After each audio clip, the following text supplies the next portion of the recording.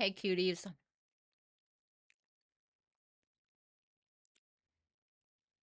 I'm eating. Somebody complained that I was eating apples on stream.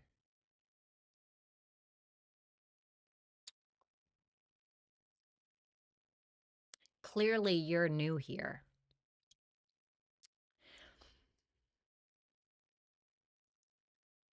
Palms clasped, heart open to Christ. I am always going to eat on stream. It's a part of my identity. It's a part of my channel. I'm just going to do it. So if you don't like it, you can unsubscribe or you can go where they don't eat, wherever that is. But here, baby, in this house, we eat in front of people because I don't care. I just don't care. I'm giving free content. I'm going to eat. I'm giving you free content for you to sit there on your ass and consume, and I'm going to eat. So that's what we're going to do. I just like blocked those comments. I was like, I just couldn't care less. Just don't comment about it. Just move on. Give me old swipe left. You know what I'm saying?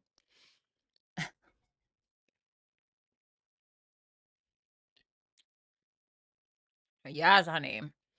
So now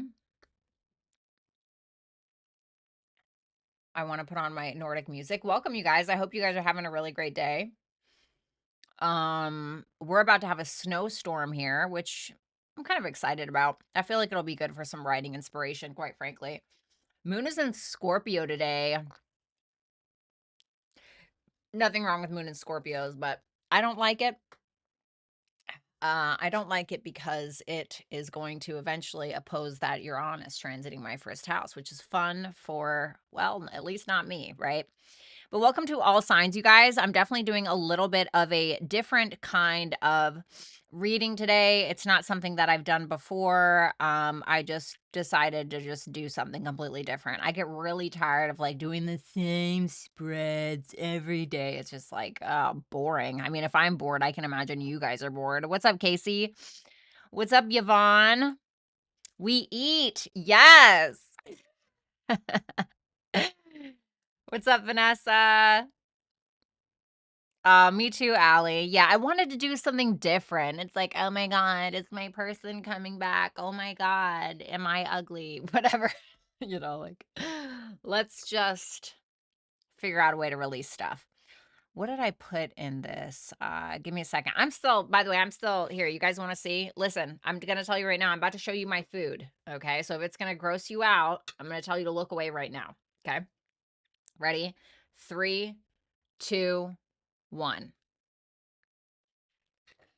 Delicious, delectable. Okay. Delicious, delectable. I cannot be stopped. Not with this. These are over, just in case anyone was curious, even though no one asked, I'm going to tell you anyway. Rice, jasmine white rice, rinsed 3 times, 2 over easy eggs, massive amounts of garlic, onion, cherry tomatoes, halved, understand, okay? Halved, kale, organic spinach. Oh, everything's organic, by the way. And then this right here, incredible. Dynamite, 10 out of 10. Lemon water with chia seeds. Put the chia seeds in some filtered water with some lemon. Let it sit there for a good like 15 minutes. Come back. Incredible. Great for digestion. Great for extra hydration. It's just amazing. You're welcome. Don't worry. Carpe diem, thank you so much. Eat something good for me? You know I will, baby. What's up, Pinky? What's up, Robin? Happy I discovered your channel. Love your decorations, personality, and readings. Thank you. No, ma'am. Thank you. Thank you. I really appreciate that. So, yeah. Okay. Look away. I'm going to take a bite, guys. Okay. You wish you were on this plate, ladies. You wish you were on this plate. Mm, delectable.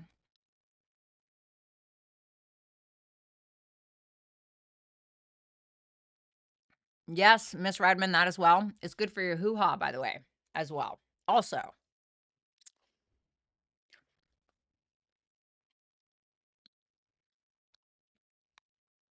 So I was running a little late, and I was like, "Oh god, I still need to eat my food." Like, I'm trying to rush, and I'm like, first of all, my Taurus placements don't rush anywhere. Okay. So I don't know why I feel like this is some crazy gala event. It's just in all signs. So I was just like, you know what? I'm just gonna show up, gonna have some food, and we're gonna move on. So like I said, before I got distracted, I am very excited to do this because this is a brand new spread that we have never done before.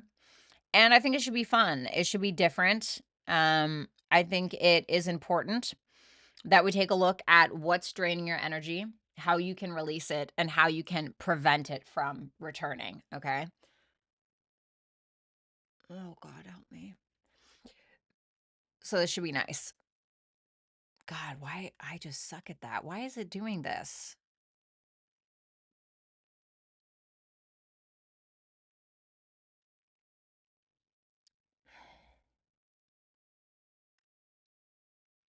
I better not give me any goddamn problems. Okay. So, Robin, thank you, baby. That red shirt is my dinner. Sir, bite a towel. Okay. I need you to bite on a towel. Allie, thank you so much for the super chat question. Yeah, you guys, tonight we are doing super chat questions straight through YouTube, so something to keep in mind.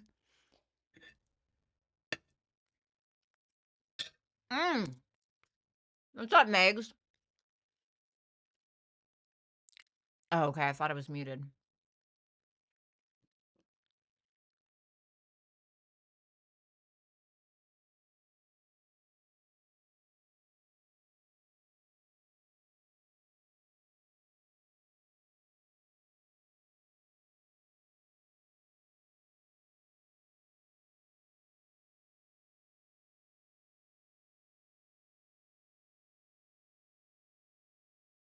Gulp.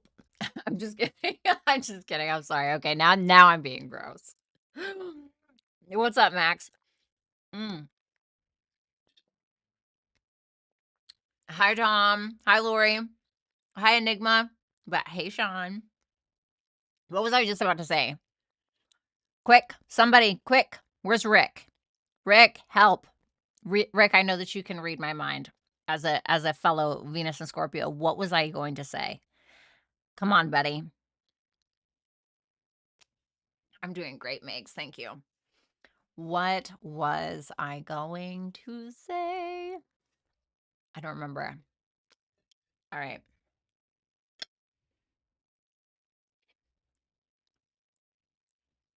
Mm.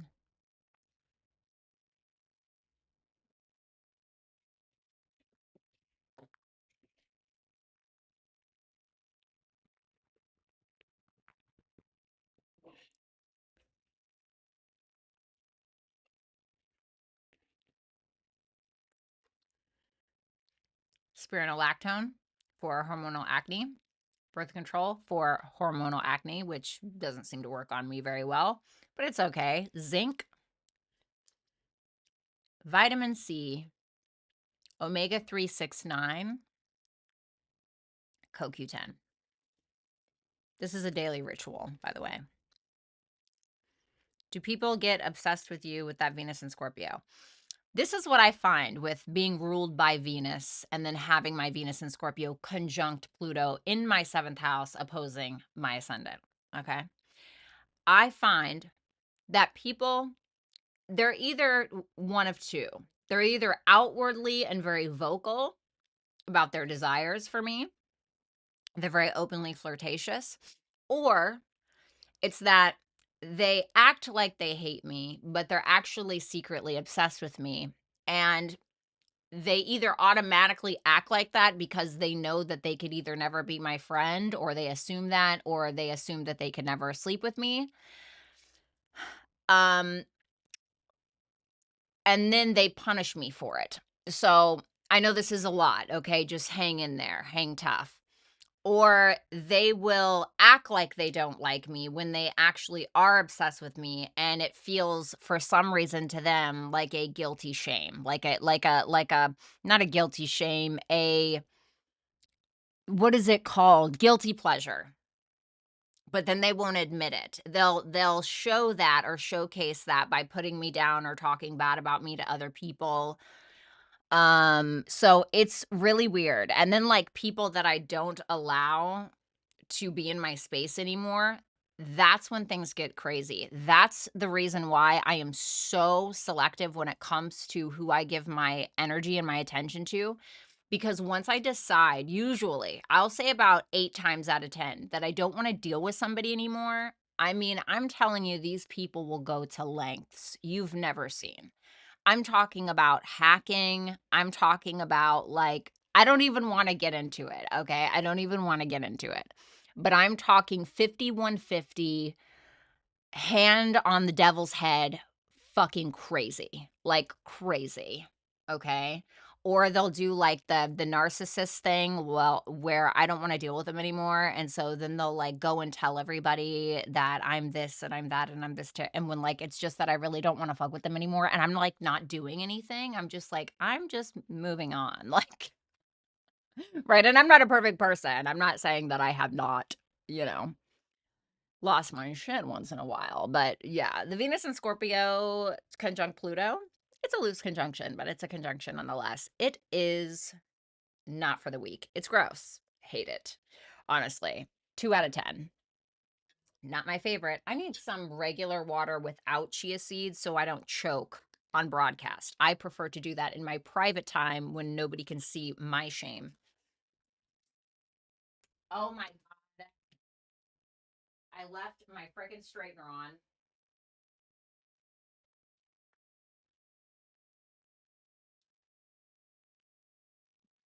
Well, Sean, you know what time it is. It's time to open the window. It's getting hot in here, and we're not even on Taurus yet.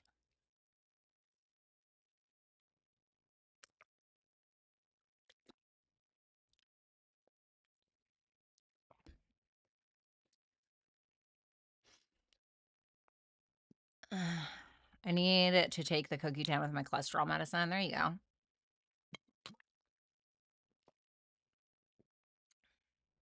Do I have PC? I don't know. I honestly don't know. I thought like, okay, maybe I have PCOS because I feel like I'm like kind of hairy, right? But it's like blonde hair, so it's not terrible. But then I thought, well, I think I'm just German. Honestly.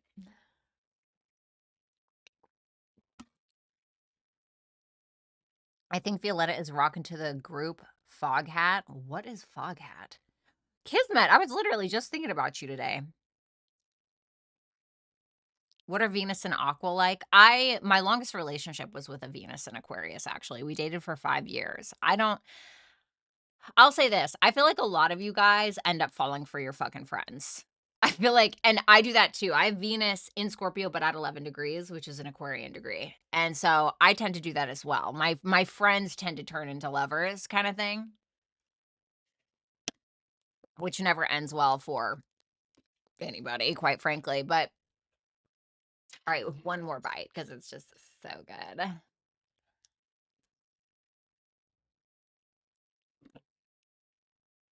But I will say this.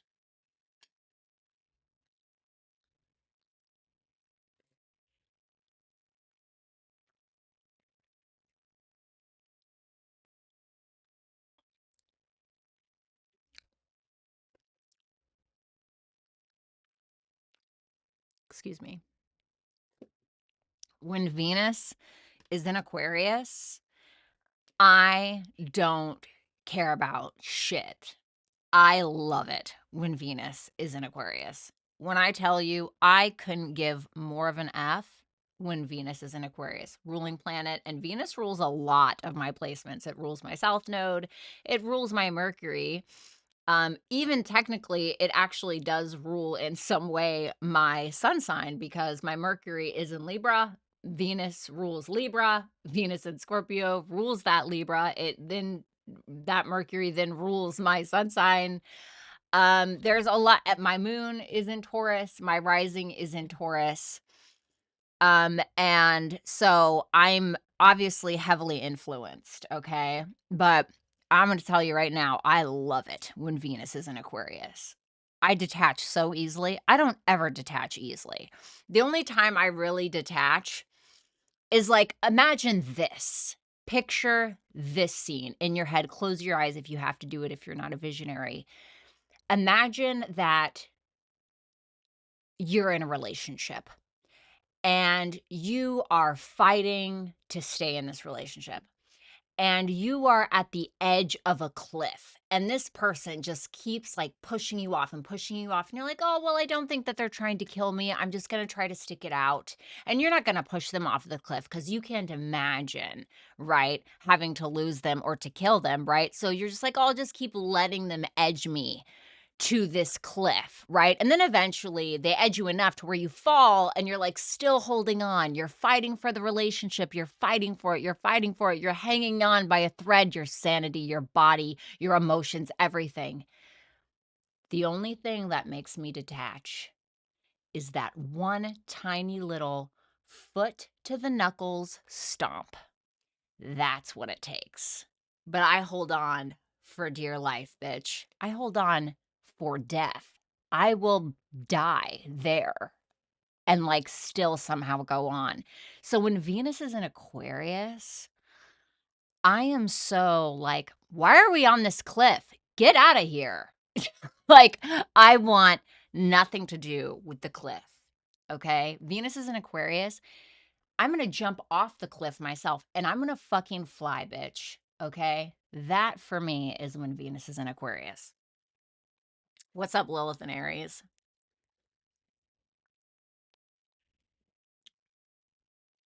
I need a nice whopper. Um, I just feel like that's not something I think about. You're describing a blonde train wreck if there ever was one.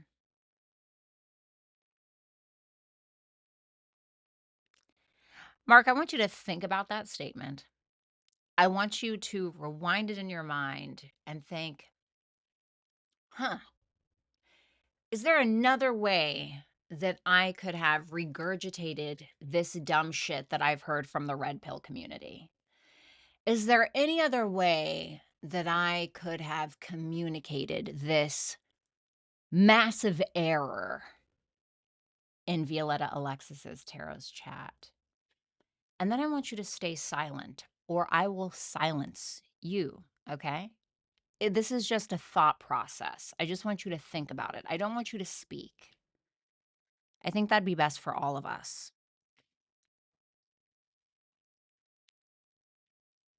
Yes, Kismet. And I believe she had a lot of Scorpio placements.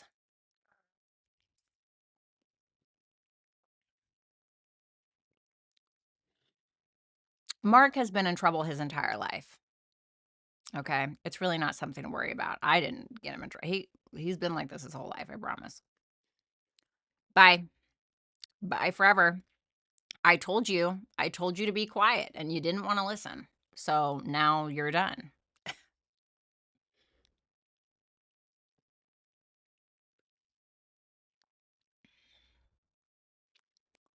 Lilith and Aries. Oh, what's up, Lilith and Aries? Wait, are you talking to me? No, I was talking to Lilith and Aries in the chat. I have Lilith conjunct Chiron and Gemini in the second house, opposite Uranus in the eighth.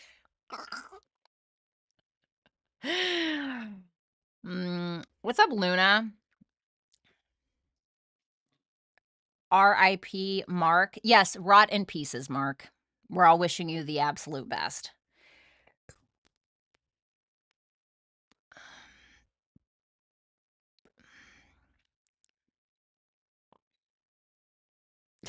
Mark, put your head in your lap and shake it. I'm so dead.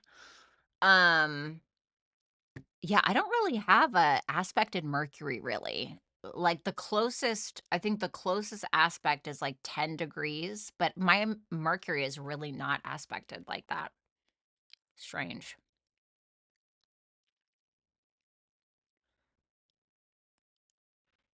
Oh, come on, rotten pieces? You don't know where that comes from? Eminem? Superman? How's it go? Rotten Pieces. That's great. First off, you don't know Marshall. And also don't go Marshall. I love that song. I love him. He's an Aquarius moon. All right, guys. Let's do this. Triple G here. Okay. I'm not gonna lie, that sounds like a condom brand.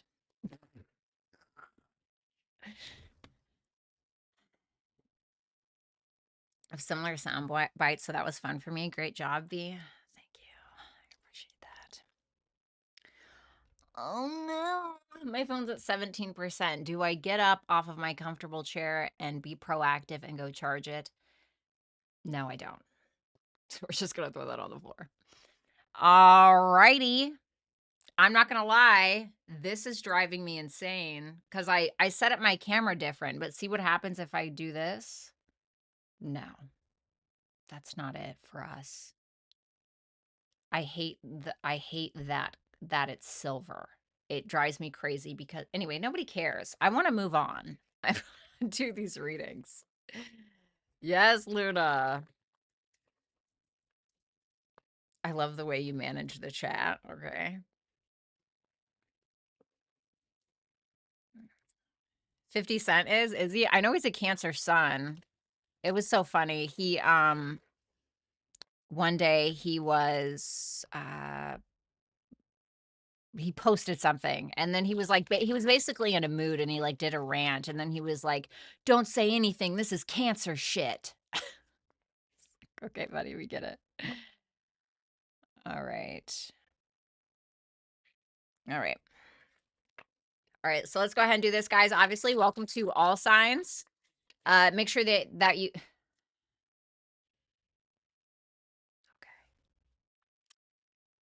It's okay. It's okay. It's gonna be all right.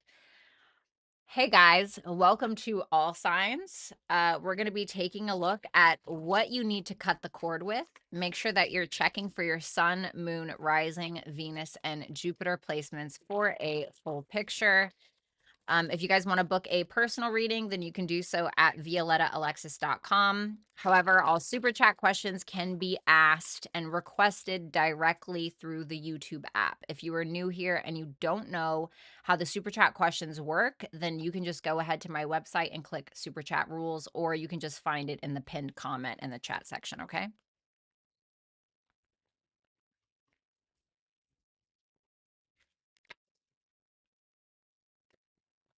I have a Venus in Aries opposed at Libra Jupiter, but in Aries first house is a Pisces rising. Oh.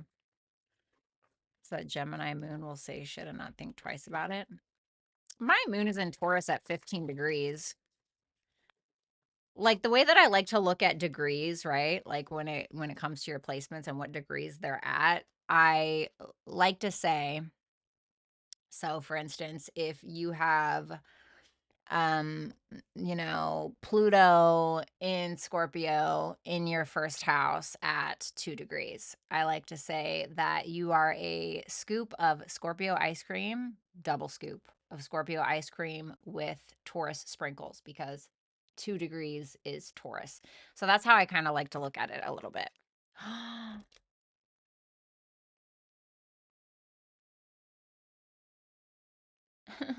No, please don't tell me.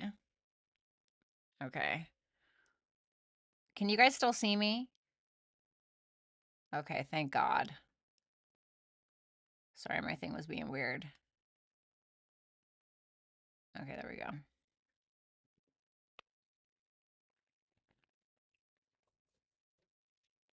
Is it bad if you're a gem rising with a Sag sun? But no, but I bet you're insufferable sometimes. I bet you're a little insufferable. All right, let's do this.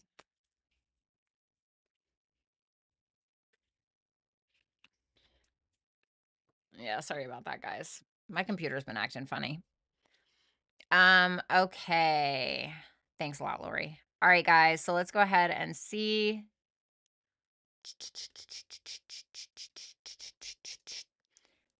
Forgive me. Hold on. Sorry. One more second, I swear. I know that we're like 30 minutes in already. I'm probably driving you guys crazy. Oh, look, I lost a subscriber. Bye, Mark. I'm just looking at my subscriber count and I saw it dropped by 1 since I started this broadcast. I'm like, oh, poor Mark. It's all right, Mark. There'll be better days. By the way, you guys, there's a new members video up. Keep in mind that these little tarot bites that I do, they are straight from the tarot shorts that I do. So always make sure that you're looking at the shorts first, okay? And I always link that in the description box as well. All righty.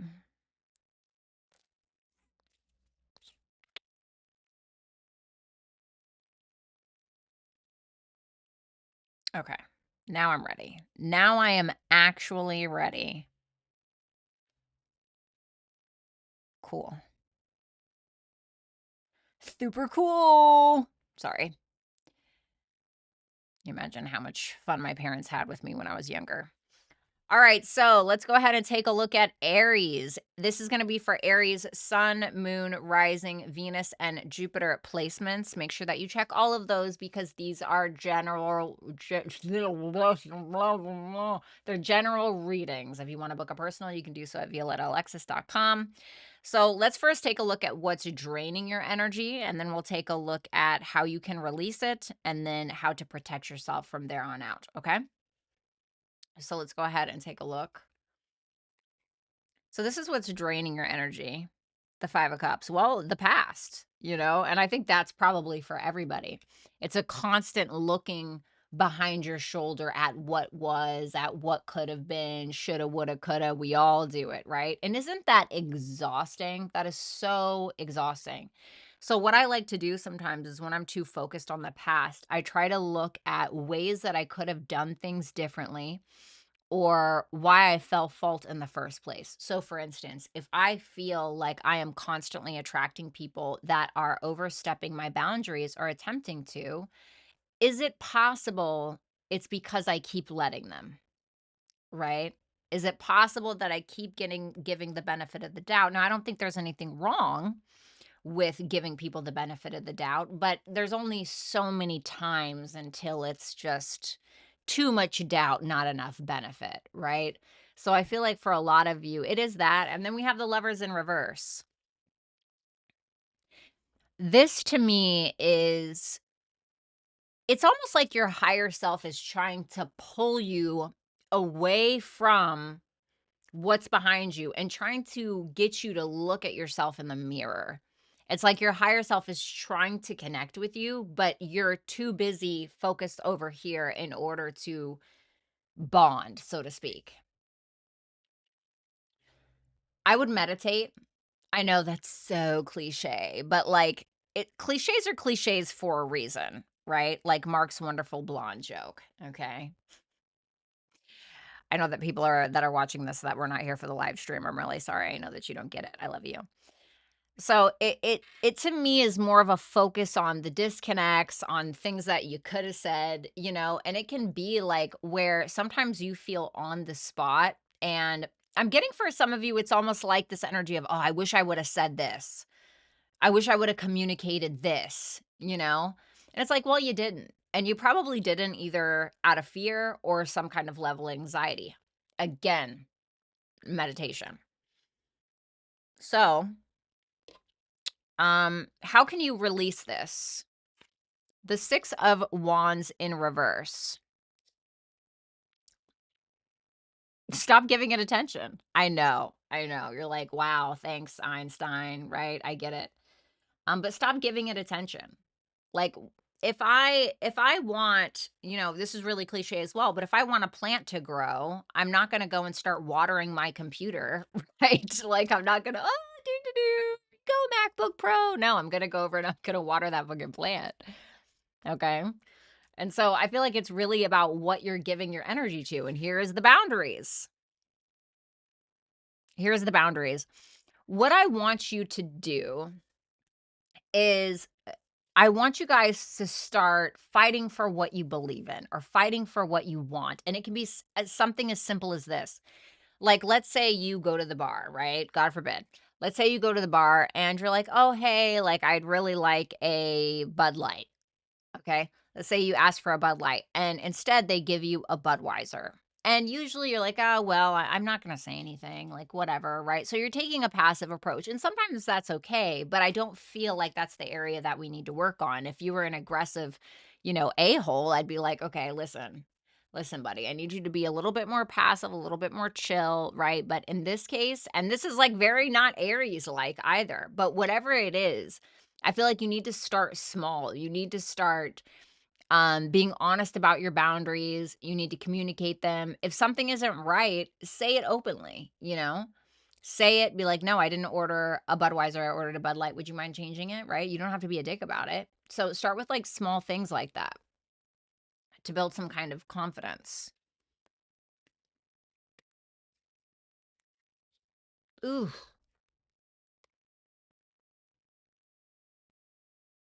I feel like you guys have been very beat down mentally by somebody. And when we're having like a fucking crash out, when we are having a crash out, when we're having mental breakdowns due to someone else's actions, that can certainly make us think differently. It can make us act differently. I want to say try to take a detached approach. That doesn't mean don't feel what it is that you're feeling, but don't get in these emotional uproars. Don't like lose your cool, don't flip out, because that's essentially giving your power to somebody. When you do that, you're giving your power away to somebody else, because now they know that they can fuck with you. Now they know that they have control over your emotions. Now they know that they have essentially become your master. And guess what? You actually don't have to deal with that. You actually don't have to respond. You actually don't have to reply, right? You don't have to do any of that. You can simply move on. You can simply create space. You have Taurus for your advice. And then we have Earth School. So a little bit of double Earth energy. So once again, stay grounded. There's some lessons that you have had to learn. And I feel like you've learned them. You understand why things happened. You understand the hand that you played in it. But now it's like, okay, I have to apply these lessons or all of it was for nothing. Because if you don't apply the lessons, it's going to be a continuous cycle over and over and over again until you actually apply them. Learning is great. I can go and learn Spanish right now. I can learn the whole freaking thing, be fluent in it. But if I don't use it, when, I'm talking to two people who speak Spanish and I'm trying to figure out where the El Baño is or whatever it's called. If I'm not going to speak their language, then what was the point of me like learning that? What was the point? Do you see what I'm saying? Smelling what I'm stepping in. I also want to say,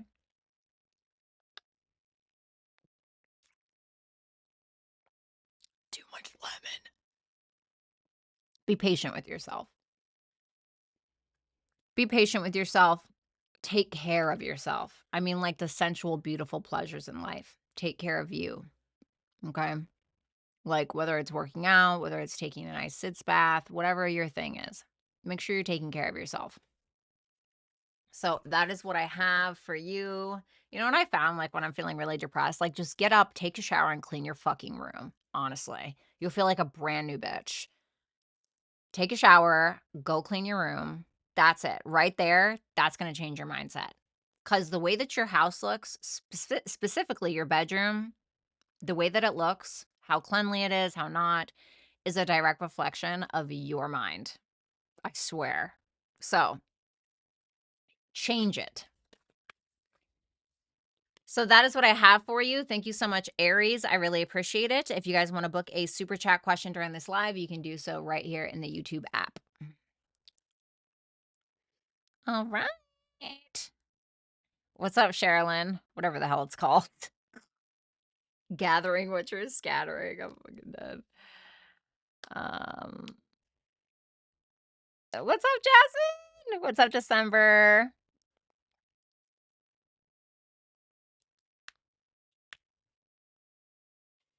What's up, Faye? Exactly. Shower, clean the room. 10 out of 10.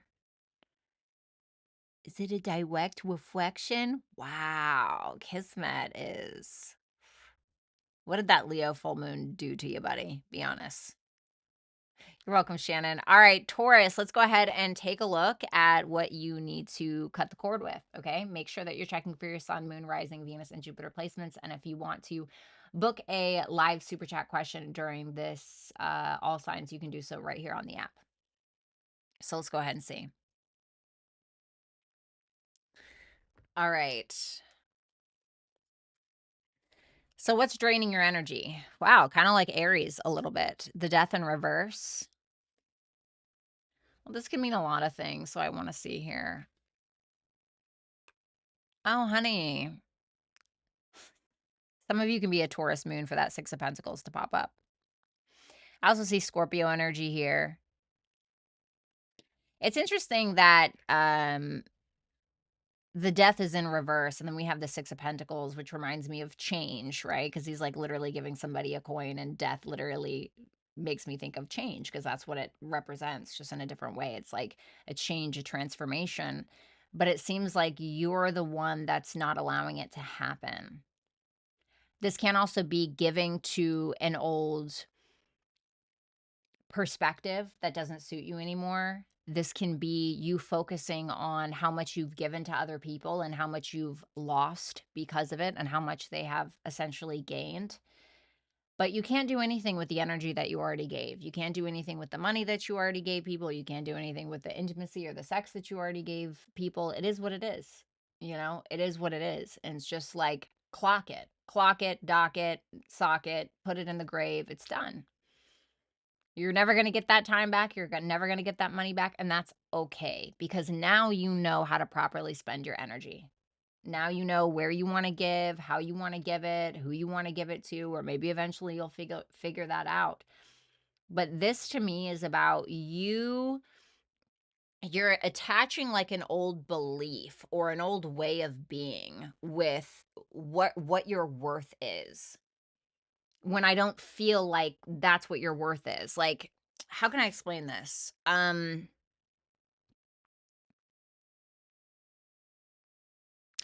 Like if you have dated a lot of people who try to make you feel ugly or make you feel fat or make you feel like that, and so you ended up feeling like you had to give and give and give because you just being there or showing up wasn't enough or something like that, right? That narrative that people have beat into your head, because it's probably what it felt like, does not suit you for, first of all, the person that you are now, but also the person that you're becoming. And it never suited you back then either. You were just more so willing to put up with it. So it's like, what needs to change now? What needs to change now within you where you can see your own worth, where you can apply it? Kind of like Aries a little bit. Others of you, it's bad spending habits. Like, I'm just gonna be very literal with you. It's really shitty spending habits. Like, needing to budget, needing to watch how you're spending your money, like how you used to spend your money or how you used to budget may not be suiting you anymore. So it may be telling you that you're needing to focus on money matters, physical matters. It can also be that there's an old way you've made money that maybe can still go in with you to the future, but maybe there's a new way to make money that you're not seeing as well. And you could be giving your energy to a specific way of making money that is essentially working harder as opposed to smarter as well. How can you release it?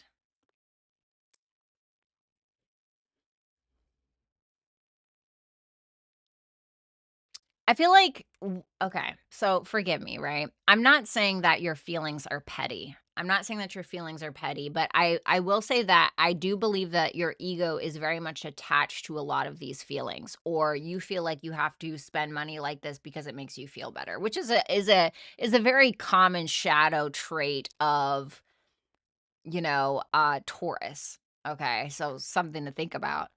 But whatever that is, whatever you're so focused on that you're refusing to change, it's because your ego is attached to it. That's it. It really doesn't hold any weight anymore. Okay. It really doesn't. But it's asking you to be brave enough to see that, move forward. That's it. Be courageous enough to move forward, to be able to do things differently. And change is fucking scary, especially for fixed signs. Okay. Especially for fixed signs. But Uranus is in your sign. So whether you like it or not, change or get dragged. You know what I'm saying? Change or get dragged, baby. And I'm a Taurus rising, Taurus moon. Okay. I'm not hating. This can also be that you're stuck on something from the past that keeps holding you back to giving to new opportunities that are actually far more suitable for you. But you keep having this internal conflict with yourself when you just simply need to grab yourself by the balls and you need to move forward. So, how can you prevent this from happening again? The King of Wands in reverse and the Ten of Cups. Some of you keep dating people like it's charity work. Okay. Some of you keep dating people or getting into relationships with people that you know are not good for you. You know they're not, but your worth can be so low because of whatever douchebag, you know, uh, made you believe that you weren't worth anything. And so now you have that like tattooed into your brain, into your flesh, and it doesn't need to be there. It should have never been there in the first place. Usually people that are trying to make you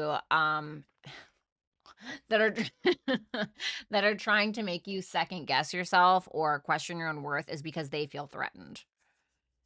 It really has nothing to do, and it has nothing to do with you. It's their own insecurities and their own shortcomings that they are worried about, and they don't want you to see that, so they have to make you feel less than. For others of you, it can be that some of you get into a relationship because that feeds some kind of ego for you. Okay? Don't do that. Don't do that. Relationships that are built on superficiality or pure ego usually don't go anywhere. Okay. So let's see what your advice is. Ooh, Venus, your ruler. We love her. We have Venus, give and receive love, find value, and see beauty. And then we have you're not alone, isolation, physical connection, community. So, I feel like this is the time for you guys to get out and about, especially if you're a Taurus rising, you have that stellium transiting through your 11th house of your goals, hopes, dreams, wishes, friendships. But regardless of what placement you have Taurus in, I feel like you guys need to reach out to people, specifically feminine energy. Okay, you may need to be surrounding yourself with feminine energy. Venus can be like a female, a woman, women, right?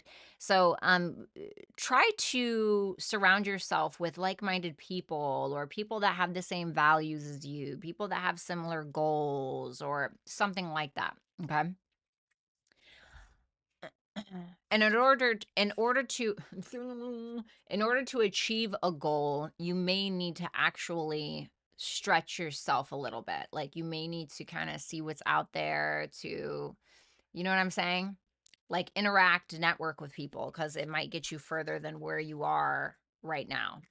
So that's what I have for you, Taurus. Thank you so much. If you want to book a super chat question during this live, then you can do so right here in the YouTube app. Alrighty. December Malik, thank you. Tom, welcome back. And Birdie, welcome back to being a dragon. I love you guys. Thank you. Sorry I didn't see that. What's up, Kevin? Thanks, babe.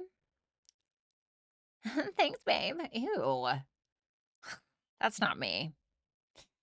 What's up, underdog? Well, thanks, Kevin. I really appreciate it. I love you, Stace.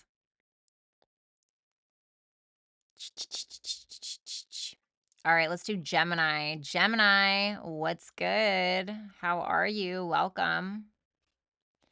All right, Gemini, what's going on? Make sure that you check for your sun, moon, rising, Venus, and Jupiter placements so you can get a full picture. If you want to book a super chat question during this live, then you can do so right here on the YouTube app. So let's see what's draining your energy. Damn, I feel like this is Aries, Taurus, and freaking Gemini. Well, let me see. The Two of Swords in reverse. You keep going back and forth and back and forth and back and forth, in my opinion, in regards to something that you're having a hard time letting go of. It feels like a betrayal. It feels like a betrayal. Some of you guys really want revenge, is really what it is. I'm going to tell you something. It is so rare that I go for revenge. I don't ever need to. God just takes care of it for me. That doesn't mean that I don't get my karma. Everybody does, baby. You know what I mean? Everybody does. And I assure you that God can handle it 20 times better than you ever could. So, for some of you, if you are seeking out some kind of revenge, you're trying to get somebody back, you want to make them feel it, that is a tiny little guppy fish compared to what God would be willing to do, right? I'm not saying he's like, "Oh, I'm just gonna strike you down and I'm gonna," right? I'm not saying any of that. Like, I'm just saying, stop putting your energy into that. You put your energy into that, that's the kind of energy that you are going to attract. Some of you keep trying to reopen some kind of wound. It's like you have a wound, you keep trying to pick at a scab. It's like, dude, leave it alone. You know what I'm saying? Put some Neosporin on it. Put a fucking Band-Aid on it. Leave it alone. Trust me. It's draining your energy. And it is stopping you from evolving in the way that you need to. It's stopping you from evolving. It's like when you're going to the gym and you're just lifting 5-pound weights every single day for like 10 years. Nothing's really happening. You know what I'm saying? Like you're not gaining more muscle by doing that, you know? So, you see what I'm saying? So, try to release that. You don't need to show them. You don't need to do that. I promise. Don't waste your time. Don't waste your energy on that stuff.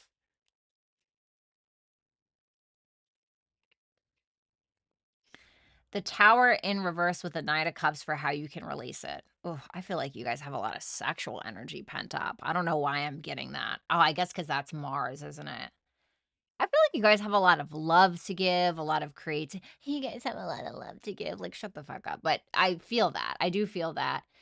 I feel like if you guys are dealing with this emotional congestion, I think it's time for you to find a coping mechanism that doesn't have to do with whatever this is. So the coping mechanism can be poetry, art, going to art galleries. It can be watching beautiful movies. I just heard Requiem for a Dream. I've actually never seen that, but I keep hearing about it. What Dreams May Come is a great movie as well. You know, something that is very Piscean in nature. You know, I think of that if you guys can find an outlet like that, I think that's going to be the best release for you. I do. That's how you're going to be able to let go.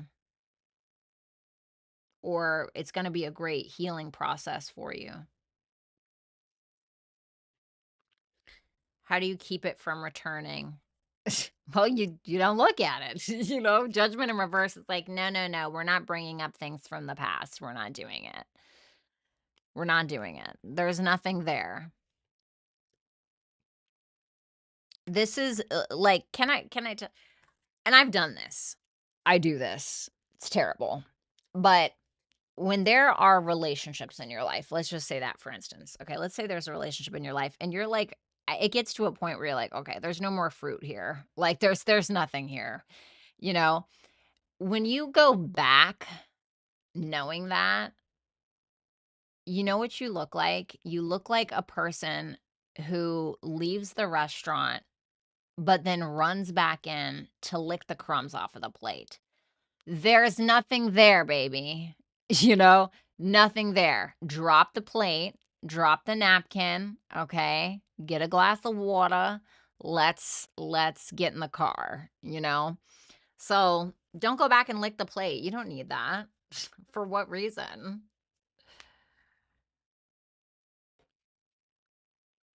Saturn is your advice, along with Mars, the great severing. Anger, conflict, softening to love. Interesting.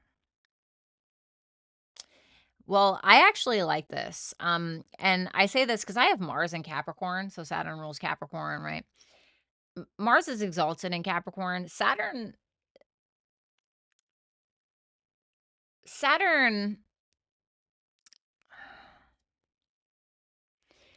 I feel like Saturn knows how to lasso the energy of Mars. right? It's not so abrasive, it's not so in your face. It's not like Mars and Aries, right? I'm gonna kick your ass, bitch, right?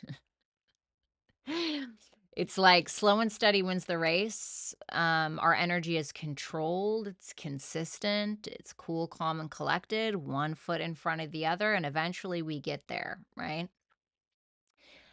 I feel like this is what it's telling you. There's somewhere you're trying to be, something that you want, and one foot in front of the other. Abide by your morals and your values. Be patient. It's going to take work with whatever this is that you feel. It's almost like you have a bow and arrow aimed at something, but it feels like you keep missing for some reason. And I feel like practice makes perfect. But know when to take a break as well. And I'm not sure why I'm getting that message, but that's what I got. So thank you so much, Gemini. I hope that you'll like, share, comment, and subscribe if you have not. And if you want to book a super chat question during this live, then you can do so right here on YouTube, okay?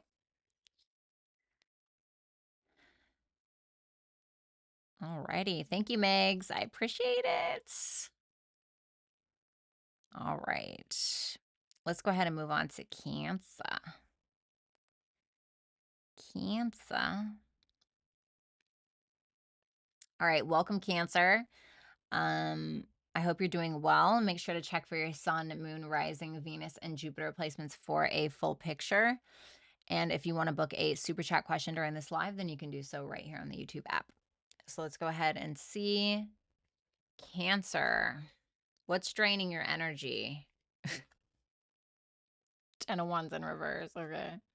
The 9 of Cups in reverse. Yikes.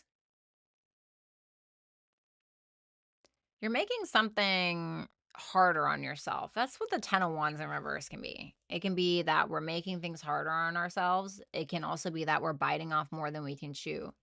Well, how are we doing that? We're doing it with the 9 of Cups in reverse. So for instance,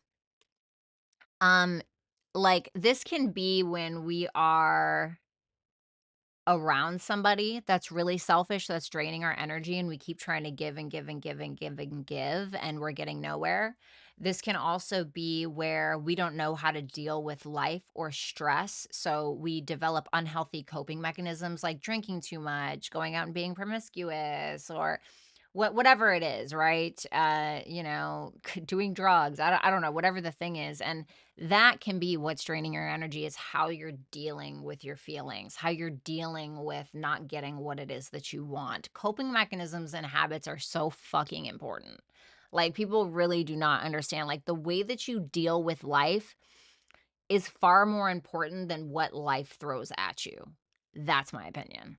How you deal with it, how you respond is far more important than what is being delivered at your front door.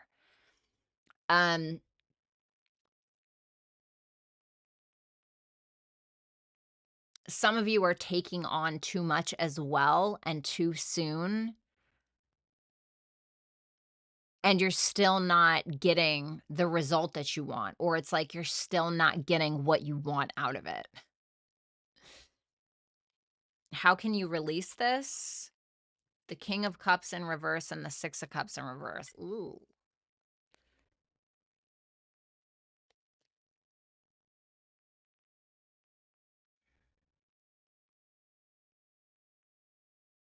This to me is, I got to spin it both ways, okay? But this to me is really about maturity. King of Cups in the upright, super mature, knows what he's talking about. He's a steel trap baby, right? Nothing's moving those waters, bitch, okay? The King of Cups in reverse, mixed with the Six of Cups in reverse, petulant, spiteful, ridiculous. Some of you are dealing with somebody like this that you shouldn't be dealing with. It's like you keep trying to um turn somebody into something that they're just not. And you have to just let them be who they are. You have to let them be who they are. If they want to be this person, and we've all been this person at some point where we've been petulant, we needed to grow up, we acted spiteful, we were being a shitbag. We've all been a shitbag. I don't care who you are. I don't care if you're Mother Teresa. Everybody's been a shitbag at some point in their life, multiple times. Okay. So, but at the same time, if you're not on that wavelength, why carry it? Why take it on? Now, if you guys are this King of Cups in reverse, this stems from emotions for me. If you are this King of Cups in reverse, there is a way that you're dealing with emotions that is not bearing fruit for you. It's not bearing fruit for you. The King of Cups in reverse can be somebody who is childish, as can the Six of Cups in reverse, constantly holding grudges, refuses to grow up, having Peter Pan syndrome. The King of Cups in reverse also blows smoke up your ass, just is completely inauthentic and will just tell you everything that you want to hear when none of it is actually true. So if that's you, the reason why you're not getting what you actually want is because you're not actually being who you truly are. Like, when you strip away the reason why you're doing that, when you strip away that ego, when you strip away those things and it's just you metaphorically naked, that's who you truly are. Because what we do, and we all do it, is when we're faced with some kind of adversity in some way, or we were raised in a certain way, or we were raised in an abusive households, or the person that we looked up to betrayed us, as a child, whatever it is, we tend to build these barriers. And a lot of it is ego, because ego is what helps us carry on. And it's imperative that we have an ego. We all need to have that ego. But when it becomes the main vessel that we're living from, we're not really being who we truly are. We're being who we need to be to survive, right? It doesn't always look like hypervigilance. It doesn't always look like, "Oh, yeah, I'm going to the gym every day and I'm doing this thing because I want people to think that I look good." Sometimes it's more subtle than that. So I think it's being aware of that. How do you keep it from returning? Being awesome enough to admit it, that is an issue. Because the Eight of Pentacles in reverse is showing up because we keep putting effort into something, okay, that we know is not working.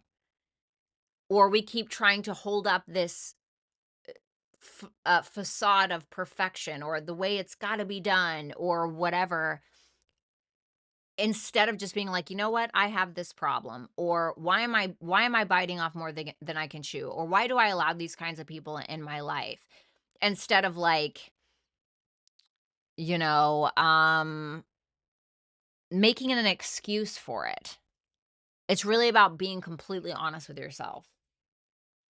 We have house 3 for your advice, and we have a new earth. It's happening. Keep holding the vision. So house 3 here, this can be about learning, education, your local neighborhood. This can be about writing as well. This can be about social media content that you're creating. It can say that you need to keep working on whatever this is in order to manifest this vision into reality. Okay. The house 3 can also be like the way that we think. And I'm wondering if there's a change in your thought process that kind of needs to happen in order for this new world, or in order for this new life that you require, that you desire. Okay. So that is what I have for you, Cancer. Thank you guys so much. I hope that you'll like, share, comment, and subscribe. And if you guys want to book a super chat question with me, then you can do so right on the YouTube app.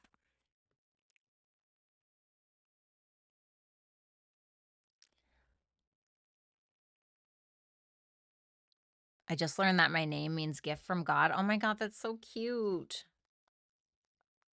Me too, Stacey.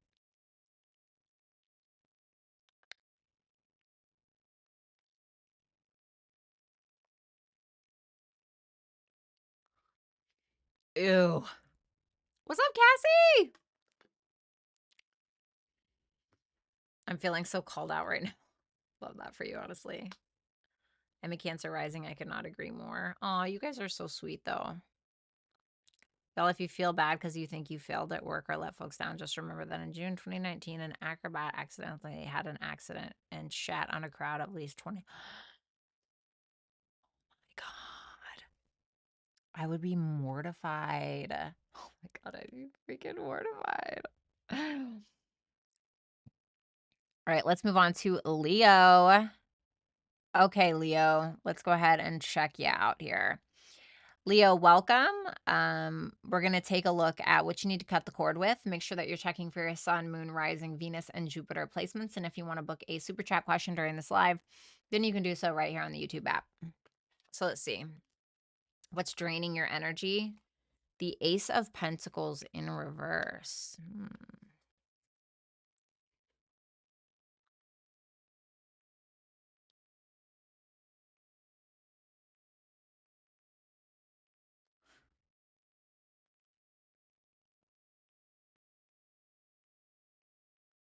I'm actually gonna need one more for this. The Queen of Swords in reverse.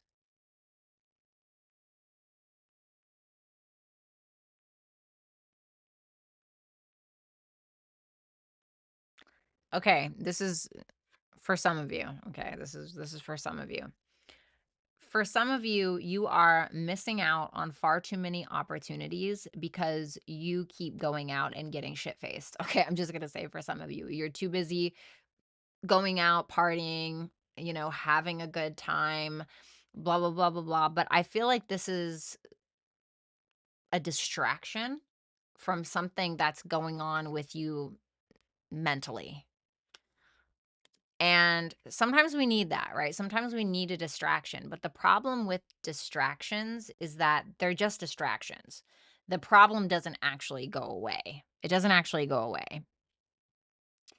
So it's like when we really need to heal a wound, we have to, you know, we have to wash it. We have to put rubbing alcohol or hydrogen peroxide on it. We need to clean it off. We need to put Neosporin. We can't just slap a Band-Aid on it and expect it not to fester. Okay. For others of you, this can be a feminine energy that you live with. Okay.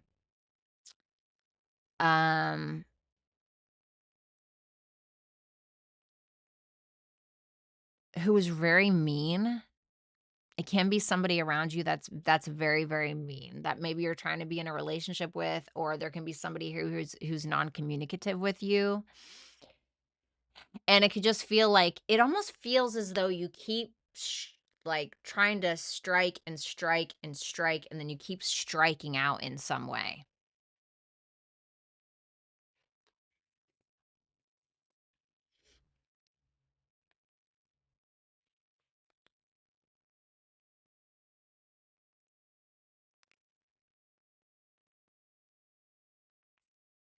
It's almost like you're striking in the wrong place or with the wrong person. Like there's something here that's fun, that's exciting, right? And that's all well and good, but there's not true seeds being planted. Like not true authentic seeds being planted. And it's either driving you crazy, someone else crazy, or the both of you crazy. This is so interesting. How can you release it?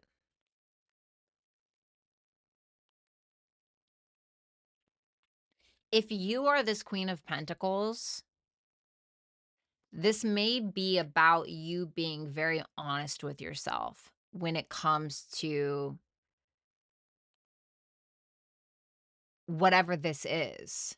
Because it's interesting to me that the Ace of Pentacles is in reverse, which tells me what's draining you is something that's not being planted, like a seed that you keep planting and it doesn't grow, you know? And it's like fun for a while or it's kind of whatever, but it's actually draining your mental energy in some way. And so this may be saying this is time for you to be honest with yourself and plant seeds in your own garden or for you specifically.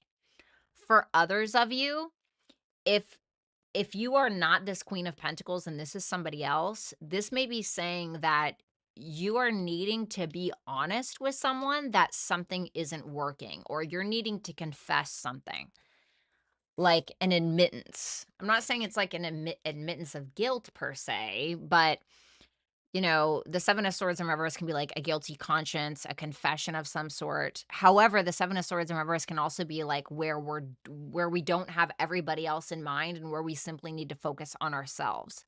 So this may be that there's too many cooks in the kitchen, or that you're focusing on how you can please everybody else when it really just needs to be about you. you know, instead of like these women you're talking to, or these men that you're talking to, or these friends that need help, or when it's like you need to take care of you. You need to focus on you, honestly. How do you keep this from happening or returning? Oh, it's coming from a place of a lack of confidence, is what I think. But I feel like you got the chops, you know what I mean? I feel like you got what it takes, but I feel like this is coming from a very unhealed place, which, you know, many negative things do, right? Many negative things do, but it is coming from an unhealed place. And like, for instance, if you're part of the group where you feel like you're so focused on everybody else and you're worried that everybody else is having a good time and you want to make sure everybody else is smiling and happy all the time, right? Let's just say it's that. That usually comes from when you were a child growing up in a home where you had to be the parent, or you felt like you know, you could have been in some kind of like had a narcissistic parent or something, and you had to like manage their emotions and soothe them and take care of everybody, which causes you to grow up very fast. And then you, in order to not have somebody's emotions go out of control, then you do what? Well, you know, then you start, "Oh, is everyone okay? Can I get you a blanket? Can I get you a baba? Can I get you a fucking banky?" Like, no. You know what I mean? And so for some of you with that Page of Wands, the Page of Wands can sometimes talk about like a child. So I'm wondering if it's something from childhood. So like going to therapy, being honest with yourself about what that means, you know, and sometimes, dude, I'm not gonna lie, like sometimes things are just gonna kind of hurt just a little bit forever. They're not going to necessarily be as bad, but there's different ways that you can go about things, and it's really from perspective. And like for me, you know, me and my mom just don't get along. Like we can get along, but naturally we really don't get along. And there were just a lot of things that had happened, that I was just very angry at her for, and rightfully so, you know, and things that she had said or what have you. But the only way that I could survive this and truly overcome is by remembering how she was treated by her father as a child, and how she was treated by men when she was just a girl and a teenager, and the things that had happened to her, and understanding that she just hadn't reached her place of understanding within herself. She still had pain that she was spewing on everyone else, you know? And sometimes it's about changing your perspective. Doesn't mean that you have to constantly be around people that are like that. Doesn't mean you have to give your energy to people, but being able to understand that and coming from a place of compassion and understanding as opposed to judgment, you know, or feeling like you have to be in some kind of caretaker role. I'm giving you permission to give yourself permission to let go of that job. Nobody hired you for that. Okay. So that was just an example. We have Gemini. And trust the timing, trust the wave that you came in on. Time is not running out. So, like, ease your mind, dude. You know, I feel like there's maybe something that you're worried about, but Gemini is ruled by Mercury, which can talk about the way that we think. It can talk about our perspective on things. So, it may be saying, like, try to change that, try to change that perspective, like I was telling you, because I think that that's going to be the best bet for you. Um, And, like, take your time with something. Like, you may feel like you have to rush a specific conversation, or you feel like you have to rush a specific goal, when I don't feel like you need to do that, okay? A lot of you guys feel like you're way behind other people, and you're not. You're exactly where you need to be. So that is what I have for you, Leos. Thank you guys so much. I hope that you'll like, share, comment, and subscribe. And if you guys want to book a super chat question during this live, then you can do so right here in the chat.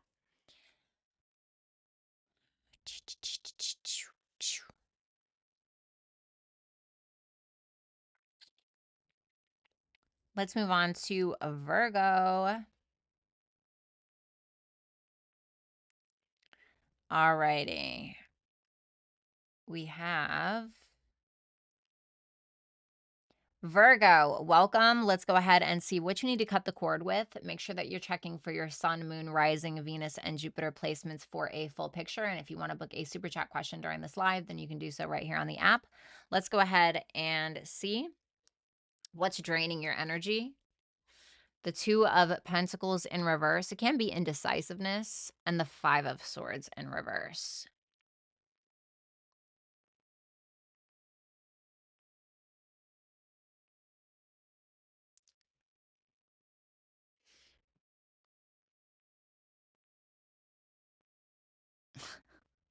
Don't do that.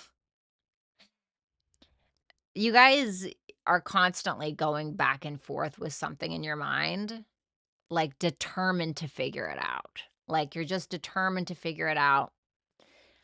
And you don't need to. It's really not a problem to be solved like you think it is. It's really not something that you need to find a reason to justify. It's not something that you need to formulate and, write on the chalkboard and figure out, like on what is that movie?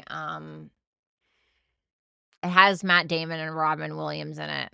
Good Will Hunting. Okay. You've seen that movie. You don't need to do that. Like, it's a waste of your time. For others of you, the Two of Pentacles in reverse can be like when we can't manage something properly. Like when, we've dropped the ball in some way. Some of you may have dropped the ball, or it's that you have too many balls in the air that you just can't manage. And so I feel like for some of you, it's truly about simplifying your life, because this is the thing is I feel like when we want stuff, when we're manifesting things, it is so rare that we ever ask God to remove something or someone. When do we ever ask for a subtraction? We're always asking for the house, the girl, the car, the guy, the blah, blah, blah, this person, da, da, da, instead of a subtraction. Sometimes we may, okay, if we're in that mind frame. But try to, next time you're manifesting, next time you're meditating, next time you're praying, whatever it is that you do, right? Your spiritual practice. Think about what is causing you the most stress or discontent in your life. And then I want you to ask God, ask your guides to remove it, or start making or taking practical steps towards removing that thing, whether it's debt, a person, whatever it is. So I think that you guys are pretty practical most of the time. So I feel like some practical thinking is needed in this particular scenario. How can you release it? Well, there you are. The Magician, that's you, with respect to Gemini as well. Dude, finish the shit that you're starting.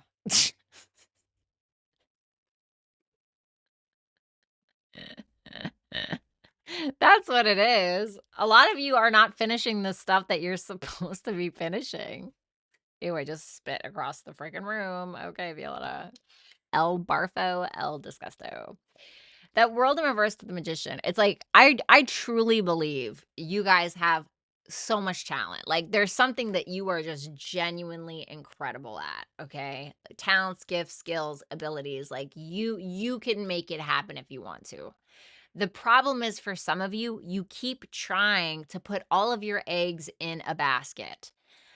Well, guess what, baby? The Easter rabbit's not coming. Like, nobody is going to help you with these fucking eggs. Like, figure it out. Like, finish what you're starting, because once you finish these things, and I'm a Virgo sun, okay? I'm not hating on you. Maybe a little. No, I'm just kidding.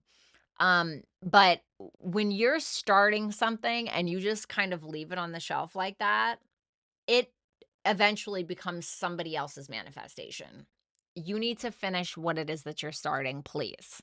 Okay? You have no idea how much either money, success, recognition is in that finished product of whatever that may be.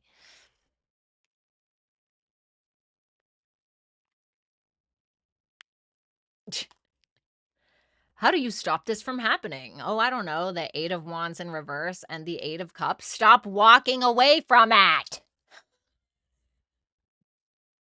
And if there's something where you're like, I don't know if this is, really for me, then walk away. Don't try to force it. Don't try to force it. Work on one of your many other, trillion. My God, Virgo. projects or whatever. So we have Virgo, integrity, service, details. Then we have inner earth. You'll survive this, new solutions and beginnings.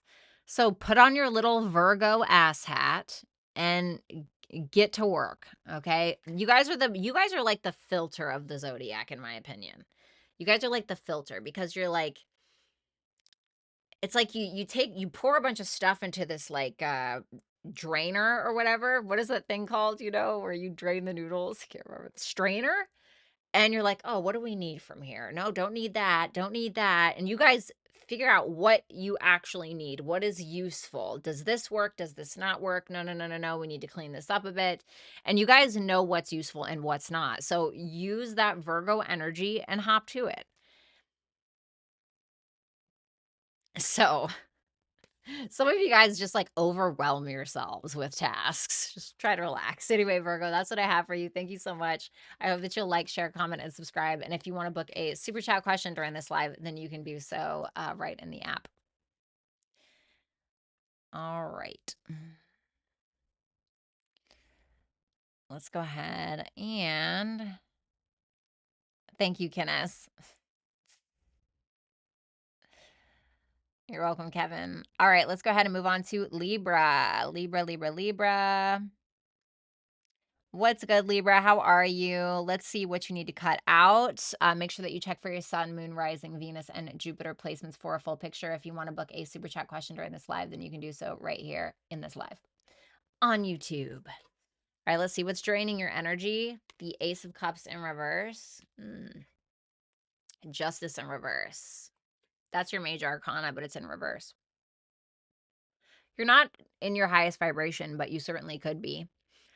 I'm wondering if you guys keep pouring into something that is non-reciprocal, that gives nothing back to you in return. That's what that looks like to me. It just feels like it is just simply not equal.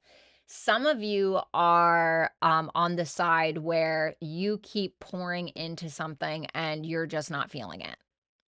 It's really not for you. You're not feeling it. It doesn't feel right. You feel it in your gut. Something doesn't feel right about this.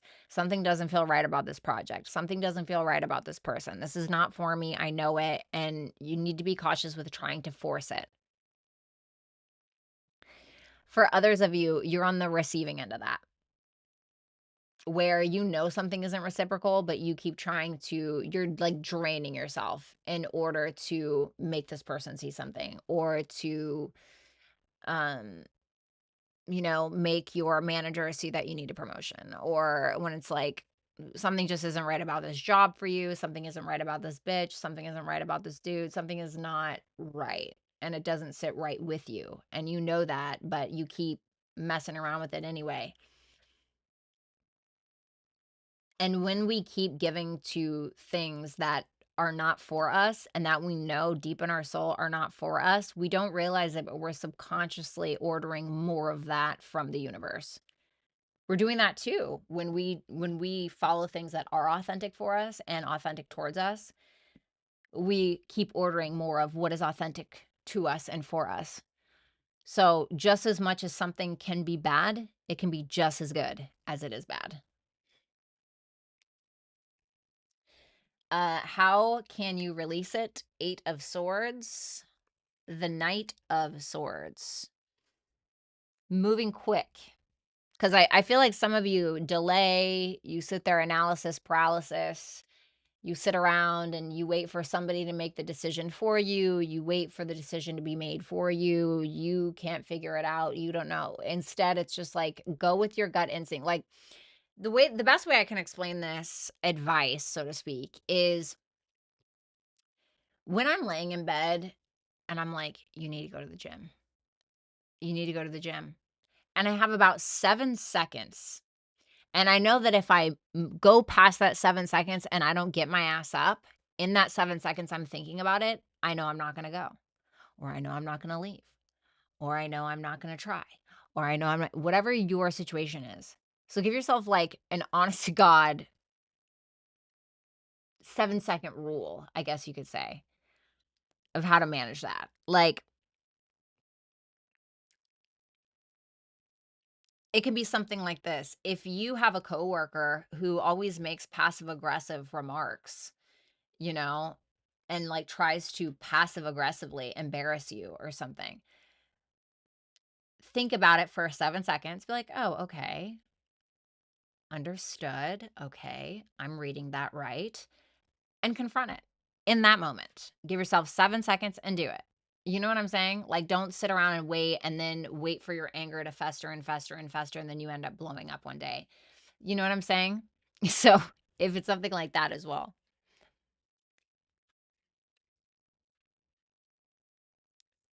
So, how do you keep it from returning, or how do you prevent this? We have the Knight of Wands with the Temperance in reverse. What are your actions? It's very quite simple. I know it sounds silly, but it's really quite simple. That's why it sounds so silly. If something is not bringing you peace, if you know you've lost your patience, it's like, what are you taking action on that's making you feel this way? It's your actions. It's really just your actions or your inaction, right? So something to kind of think about. Mm. All right, I forgot to shuffle these, so give me 1 second. Let's go ahead and see what your advice is, Libra. Thank you for waiting.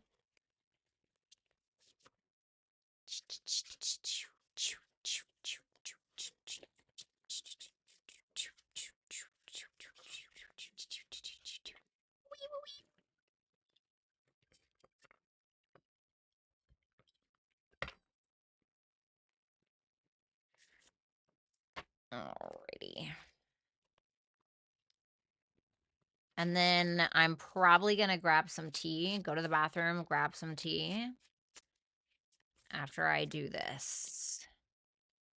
Your advice. We have Mars, so stand up for yourself. Doors are opening, you decide. Rewards, wild card. This card is always makes me think of, it's up to you on how you want this to go at the end of the day. You know, either you can continue to be drained, or you can get that fight in you that I know you guys have, that cardinal energy. You can defend yourself. You can be on the offense. You can drop those boundaries, stand up for yourself, be courageous, whatever it is that you need to do in order to move forward. But this, whatever this is not working for you. So it's about your action, right? Mars, that you're taking, or you're in action, right? Mars is about action. So thank you so much, Libra. I greatly appreciate you. I do hope that you'll like, share, comment, and subscribe. And if you guys want to book a super chat question during this live, then you can do so right here on the app. All right. Let me go ahead and I don't have a Virgo ass hat. It's okay. We're all built with one inside of us.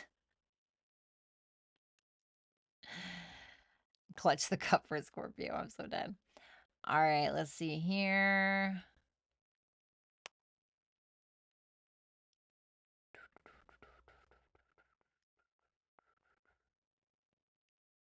Here we go.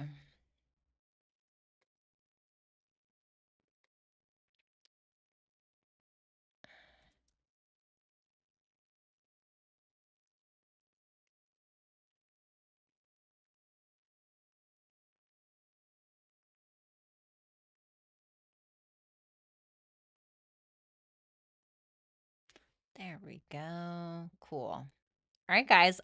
Just give me a minute. I'm just gonna go to the bathroom. I'm gonna make my tea, and then I'll be back with my tea. Okay?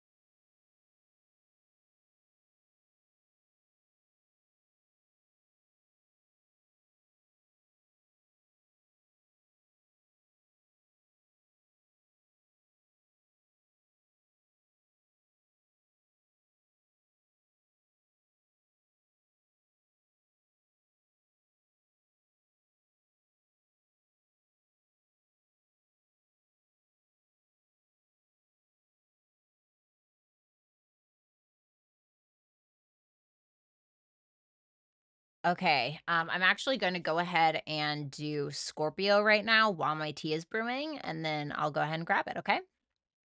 All right, so let's go ahead and move on to Scorpio. Scorpio, welcome. Let's go ahead and take a look at what you need to cut the cord with. Make sure that you're checking for your sun, moon, rising, Venus, and Jupiter placements to get a full picture. And if you want to book a super chat question during this live, then you can do so right here on the app. So let's go ahead and see what is draining your energy.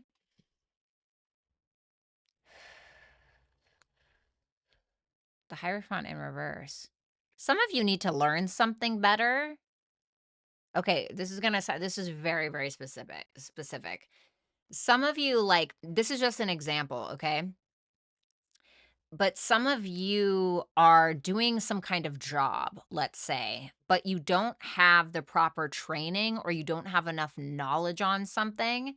And so that's actually draining your energy, is because you're having to like overwork your mind or something instead of just knowing whatever it is that you need to know. Okay, moving on from that. That was so specific.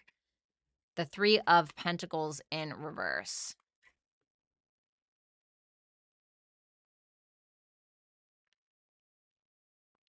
This can be somebody that you work with specifically that's actually draining you, okay?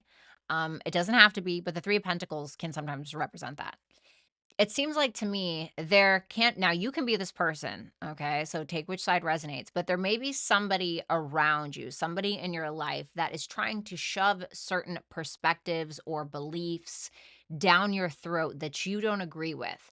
This can be somebody you're trying to work with or work with on a team that does not share similar morals, values, spiritual or religious beliefs, something like that, which can be somebody who is, you know, so in extreme cases, like a damn cult leader, okay? Very, very, very, very, very, very, very, very, very extreme cases, okay? And it is just like, not, this is like not it. Like, this is not it for you, okay? And that's exhausting because when you constantly have somebody that's trying to, like, let's say you're a star shape and they're trying to make you fit into a square shape, and it's just like it feels like you're being beat to shit because that's not you. And I feel like you know that, but I don't know if you just keep, if it's a relationship and you keep associating with this person, or it's a coworker that you keep associating with, but something is not gelling. For some of you, it's you that's doing this, where you keep trying to force some kind of belief down somebody else's throat, and then you wonder why they don't like you or something like that, okay? So it depends on which side of the fence you're on.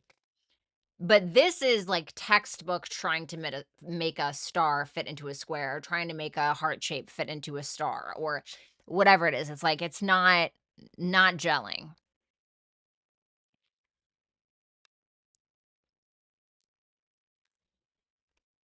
How can you release it? Oh, the Empress. The Page of Pentacles in reverse. Know your worth and move on. Like, honestly, that Empress energy, if that's you, if you're this Empress energy, it's telling you that you don't need to adopt a belief, or you don't need to adopt somebody else's way of doing something that you know does not align with who you are as an individual. And having enough worth and self-respect to understand that, pick up and get the hell out of Dodge. Okay?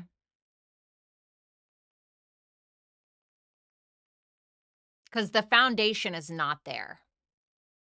Right? We like, if this is a partner, we can like their jokes, we can think they're cute, etc. But if the foundational structure is not there for a relationship, it will crumble, and it will be like hell to try to keep it afloat. It will be like hell to try to keep it afloat.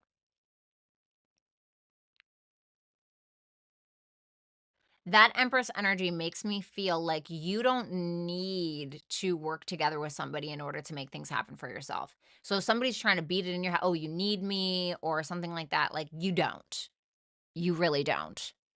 Now, for the others of you, if you are not this Empress, okay, and this is somebody where you're trying to shove things down their throat, you're trying to make them be a certain way, you're trying to make them conform into something that you want, cut the shit. Like, honestly, cut the shit, because the Empress tells me that you know what they're worth. You know their worth, and you keep trying to mislead them in some way with your shenanigans to make them think otherwise.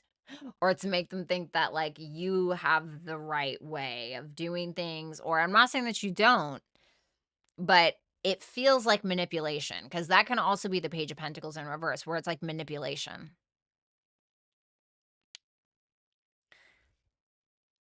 So how do we keep it from returning? How do we keep it from happening? The Three of Cups in reverse with the King of Pentacles.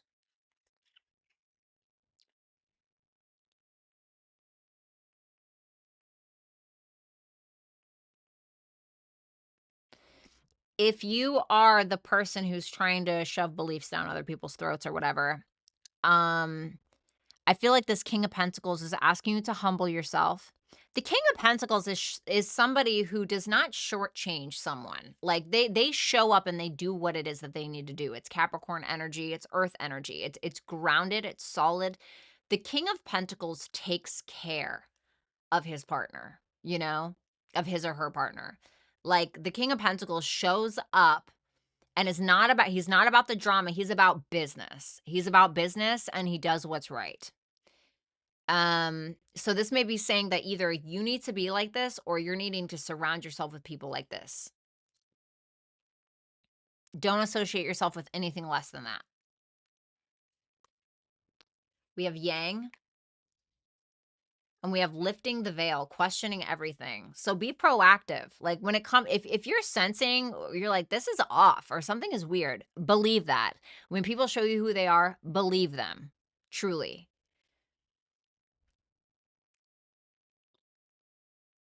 Anything unaligned must go is essentially what it comes down to. Okay. So thank you so much, Scorpio. I really appreciate it. I hope that you'll like, share, comment, and subscribe. If you guys want to book a super chat question during this live, then you can do so right here on YouTube. Right here on YouTube. Oh, wow. Damn, Carmen. Thank you so much. Everybody hashtag Carmen right now. Carmen right now. Carmen right now. Carmen right now. Thank you, baby. I appreciate that so much. That means the world to me. Watched an old video of yours, gave me nostalgia. Love you so much, my favorite Gemini. I love you too, my favorite Pisces. You mean when I was like so much cuter? Oh my God. What happened to that? I need to get some fillers. I looked so hot back then. But at the same time, like I remember, like I looked back. So when I very first started here, like I was looking good. Like 2021, I looked incredible. Okay. In my opinion, like there were certain whatever videos of me where I just looked incredible. And then like I just started getting just really weird looking. Like as I continued my tarot journey, like the blonde hair suddenly didn't look good. Like things just started looking weird to me. I'm like so glad I don't look like that anymore, but like I kind of miss it sometimes. I don't know if that makes any sense. Anyway, literally nobody fucking asked. Carmen and her King of Pentacles energy. Yes, we love it. Your Virgo backpack. Oh, cleaning out my fridge while listening. I love that. Oh, thanks, Amelia. I appreciate it. Yeah, thank you. Thank you. I appreciate it. Yeah, Carmen has been here for a hot minute, ladies. A hot minute. Mm. Shut it. You're still fire. Thanks. I know. I was just saying that because I wanted a compliment from you. I'll be right back. I need to get my tea.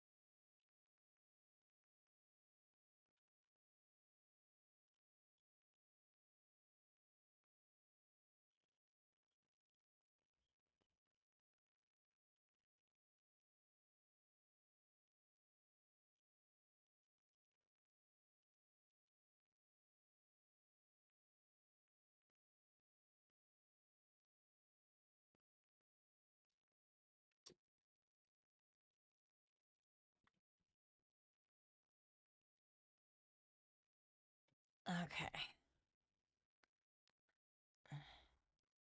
I love the blonde on you. Thanks. Yeah, I used to be bleach blonde, but no.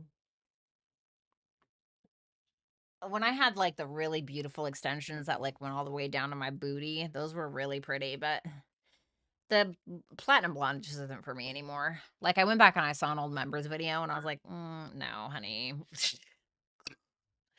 That washed me out so damn bad. Let's tagging a video, but first I have to edit it. There's inappropriate language. Oh, not the inappropriate language. We don't deal with that here. Thanks, Shannon. I appreciate that. I think the same about you. Clean the entire place now, cooking. Love that. Oh, doesn't it just feel so much better? We got the vacuum lines in the carpet. You know what I'm saying? Vacuum lines in the carpet, crisp, folded sheets around our bed. Stunning. 10 out of 10. Love it.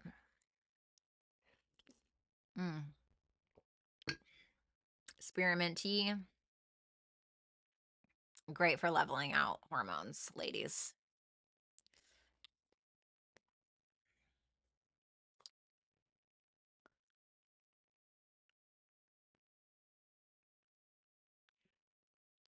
Clean sheets. Gotta love it.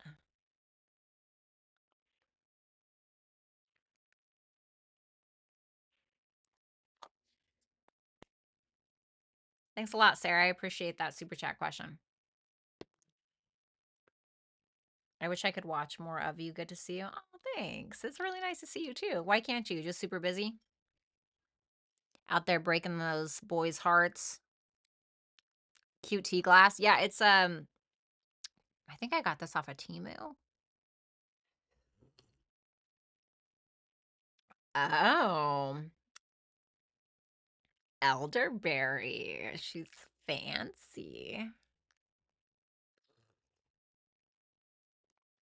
All right. Shout out to Carmen. Oh God, this honestly, I really thought spearmint tea was gonna be disgust. Like I thought it was gonna be so gross. It is so freaking good, actually. Obsessed.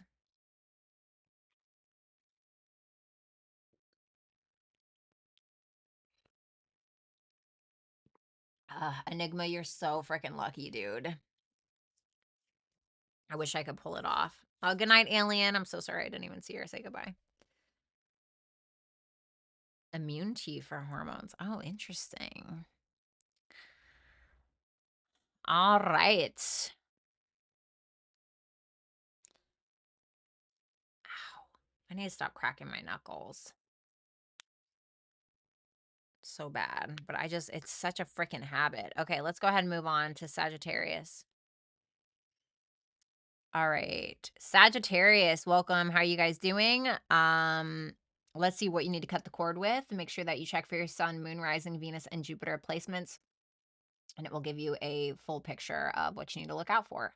If you want to book a super chat question during this live, then you can do so right here on the YouTube app. So let's see. What is draining you? 5 of Pentacles. Okay, well, that's a drain within itself, honestly. And the Ace of Swords. A lot of you think too much about what you don't have. Okay. Some of you guys, it's weird because this to me is not the Sagittarius energy that I love to channel when I know that I need to be delusional about something so I can actually make that delusion a reality. Okay. That's why Jupiter is great and Neptune. But, you know, I feel like you guys need a little bit of dose of optimism in your thinking. Okay. And I don't know if it's just this week. I don't know what's going on. I don't know if there's money problems. I don't know what it is. But I think that you're like, it's almost as if you're thinking too much about it. Therefore, you are blowing up the problem times 10. You know what I mean? Because let's think about it, right? Like I just told you not to do. But let me give you an example. If you are paranoid that your best friend is talking badly about you behind your back. And then instead of just being like, well, you know what, I'll find out sooner than later, right? You start thinking about it and then you start thinking about it more. And then your mind starts to connect all of the little dots. And then you're not even really honed into reality anymore, per se. This is the kind of delusion that you don't want. This is the kind of delusion or anxiety where you're taking a situation that may or may not be happening, or maybe it really did, but now what you're doing is you're blowing it up as much as you can, and you're creating chapters and chapters within a chapter of things that may not even necessarily be true. And so you're allowing something to fester and grow into your mind that may not actually be happening. Maybe the original thing happened, but maybe not these other things or the stories that you're making up in your head. For others of you, it can be around abandonment wounds. It can be around abandonment wounds, but I'm not feeling that really. It can be, of course.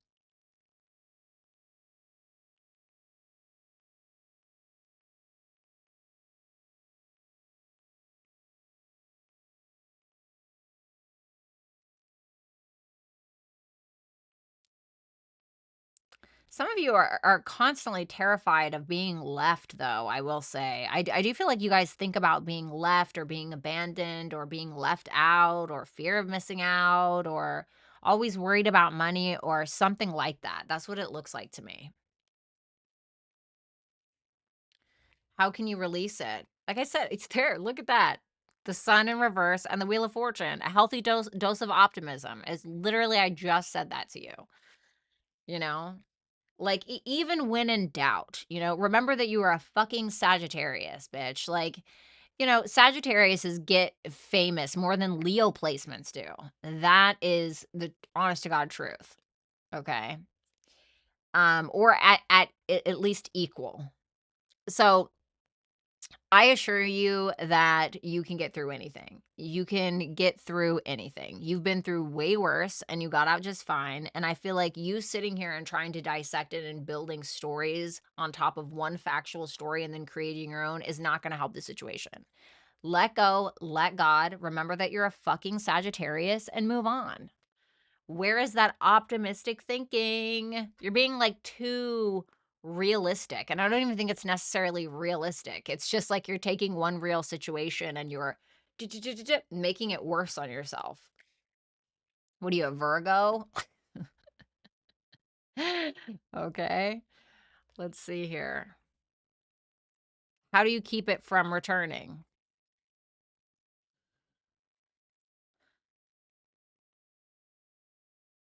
Too much focus on the problem is what I feel is what's keeping you stuck.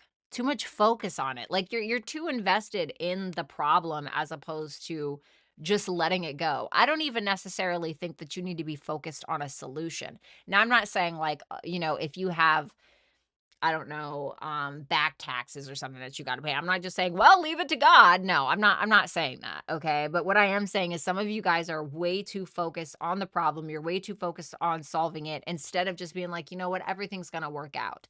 Now, for some of you, if it is about finances or something, then obviously, like one step at a time, maybe figure out a different way to solve this. But I feel like it's easier than you think it is. I just think that your mind is growing weeds, essentially. Capricorn. Okay. Some of you have that, or you need to embody that energy. And then we have I'm sorry. Whoa, I wasn't expecting that.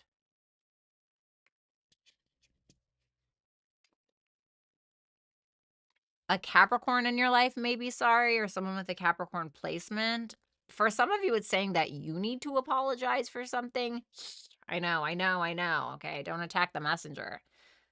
Some of you, it may be telling you to take responsibility for something and own up to something, if I'm just being honest with you, okay? And it doesn't necessarily have to be like, oh, you cheated on somebody or anything like that. But it can be like, if there's some kind of responsibility that you had that you kind of shit the bed on, you kind of left it open ended, whatever, right? With that Capricorn energy, it can just be saying, just take accountability for it and move on, like take accountability for it, move on. If you make something a big deal, other people will make it a big deal. That is something that I've learned. Oh my God. Everyone else is going to, oh my God, like honestly. So thank you so much, Sagittarius. I really appreciate it. I hope that you'll like, share, comment, and subscribe. And if you guys want to book a super chat question, you can do so right here in the YouTube app. All right, let's go ahead and move on. Red Advantage. Thank you so much. Everybody hashtag red in my chat right now. Thank you so much for that. That was so nice. The ladies are always coming through, honey.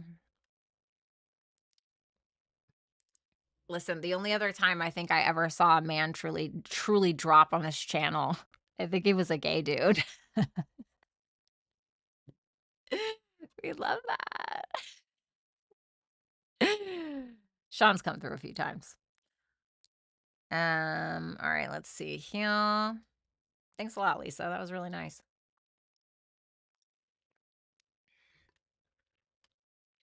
Oh God. I know my breath just is ass. I'm so sorry. I'm not trying to be gross, but I can like taste it. I brushed my teeth twice today. I don't know if it's just because what I ate. Maybe it's because of what I ate. Literally nobody asked for that. I'm sorry, guys. All right, let's move on to Capricorn. Honeys with money. We love that. I'm repairing a relationship with a Sag, and this is exactly what I've been working on, retraining my mind in regards to it. Yeah, it's really hard for me to do that too. It's hard for me to just be like, you know what, whatever, let them. Like, I'm really bad with the let them theory.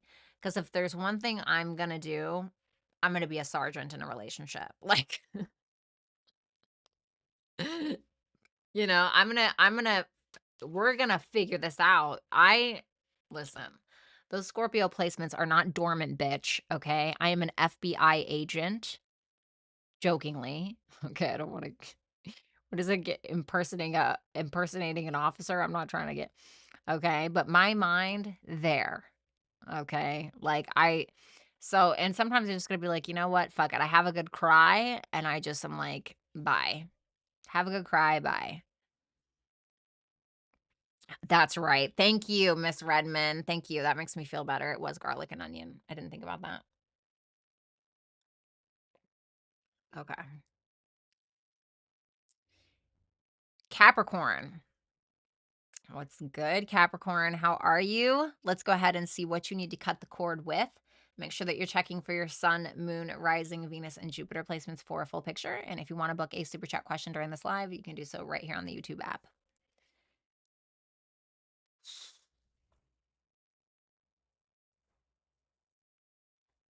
How did I forget what the hell I was doing? Okay, let's see, Capricorn. What's draining you? The Four of Pentacles in reverse. Well, that's funny. That's Sun in Capricorn. Some of you have a Sun in Capricorn. Four of Cups in reverse. I need one more for that, actually. The Page of Cups. Whose reading does this remind me of? Was it Leo's?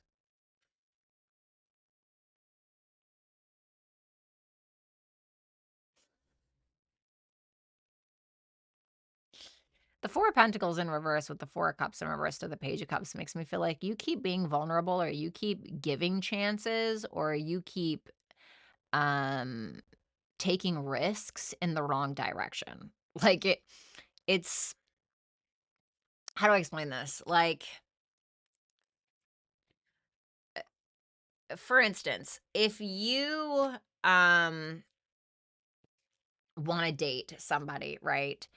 And you keep either like trying to go for somebody that is, I don't know. I don't know what they are. I don't know what they are, who they are that would make them like want to reject you or make you, whatever. But it's like something that keeps seemingly rejecting you. And that doesn't mean that you can't keep trying, but I feel like that's what's draining you. But it almost feels like,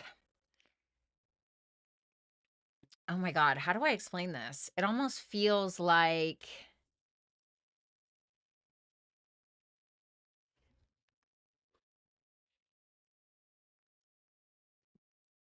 the most extreme, ridiculous way I can I can't explain it, is like a God-fearing, God-loving man who keeps trying to hit on the atheist, tarot bitches.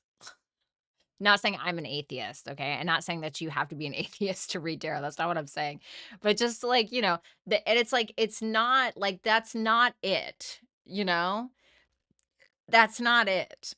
Um, it's something like this. For others of you,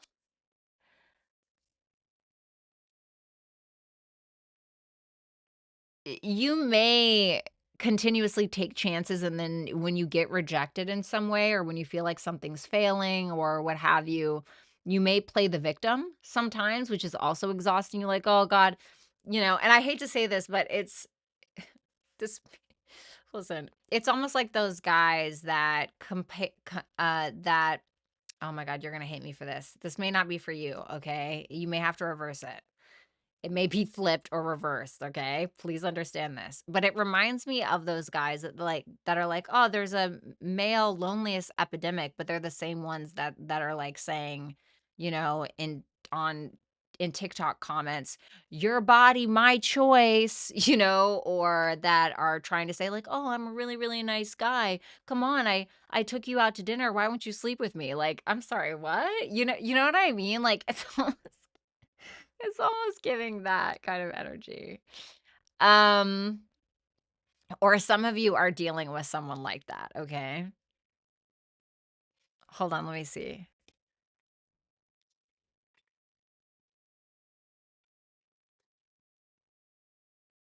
So, in order to alleviate yourself either from this energy or if you are this energy, this is about being honest with yourself.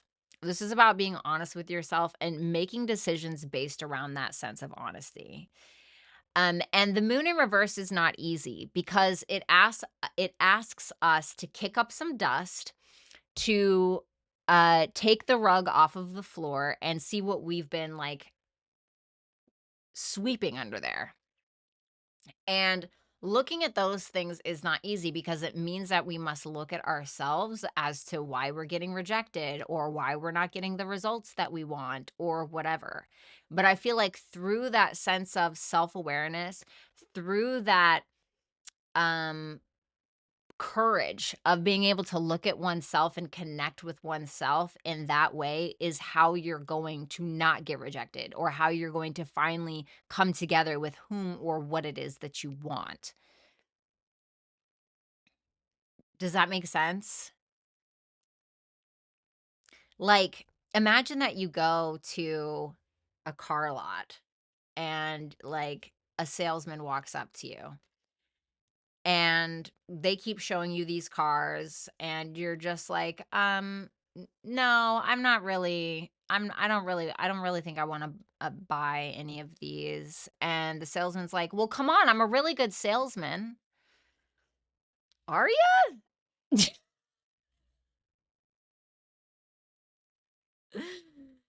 you know are you? Right. Now, like I said, this can be reversed, okay? So maybe you're not the salesman, maybe you're the buyer, okay? But it can be about being honest with yourself when you know that something is not working, but you're like afraid to be alone or you're afraid to reject somebody maybe or whatever it is. This can also be like a constant trying to come back around to make something work that is not working, that is just not working. But I really feel like ultimately this reading is about facing the music. Just facing the music. Let's see how we can prevent this.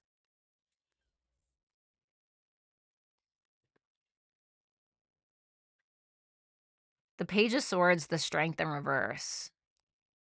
So if you are the buyer in this scenario, stop believing everything that you hear. You don't owe everybody a chance. You don't owe something to every person because they decide that you do. They don't. You don't owe them your time, right? Unless it's like you go to a job, you got to clock in, right? But you don't owe them shit, really. And needing to switch your mindset into understanding that. For others of you, if you're the salesman in this scenario, right? Um, no. This is coming from a place of immaturity, low self-confidence, low self-esteem. We're needing to change the way that we're thinking about something. Um,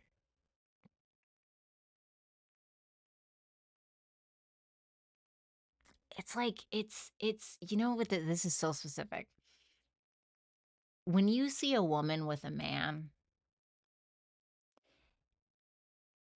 and she looks incredible and she's glowing and she's, let's just say, just example, she's got her nails done and she just looks like she's glowing and she just smells good and she just has this like permanent fucking smile on her face or resting bitch face, right? Whatever the hell she prefers.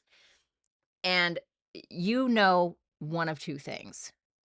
She's either single as fuck or she's with a man that pours into her. Now, if you see a woman just absolutely broken down to nothing,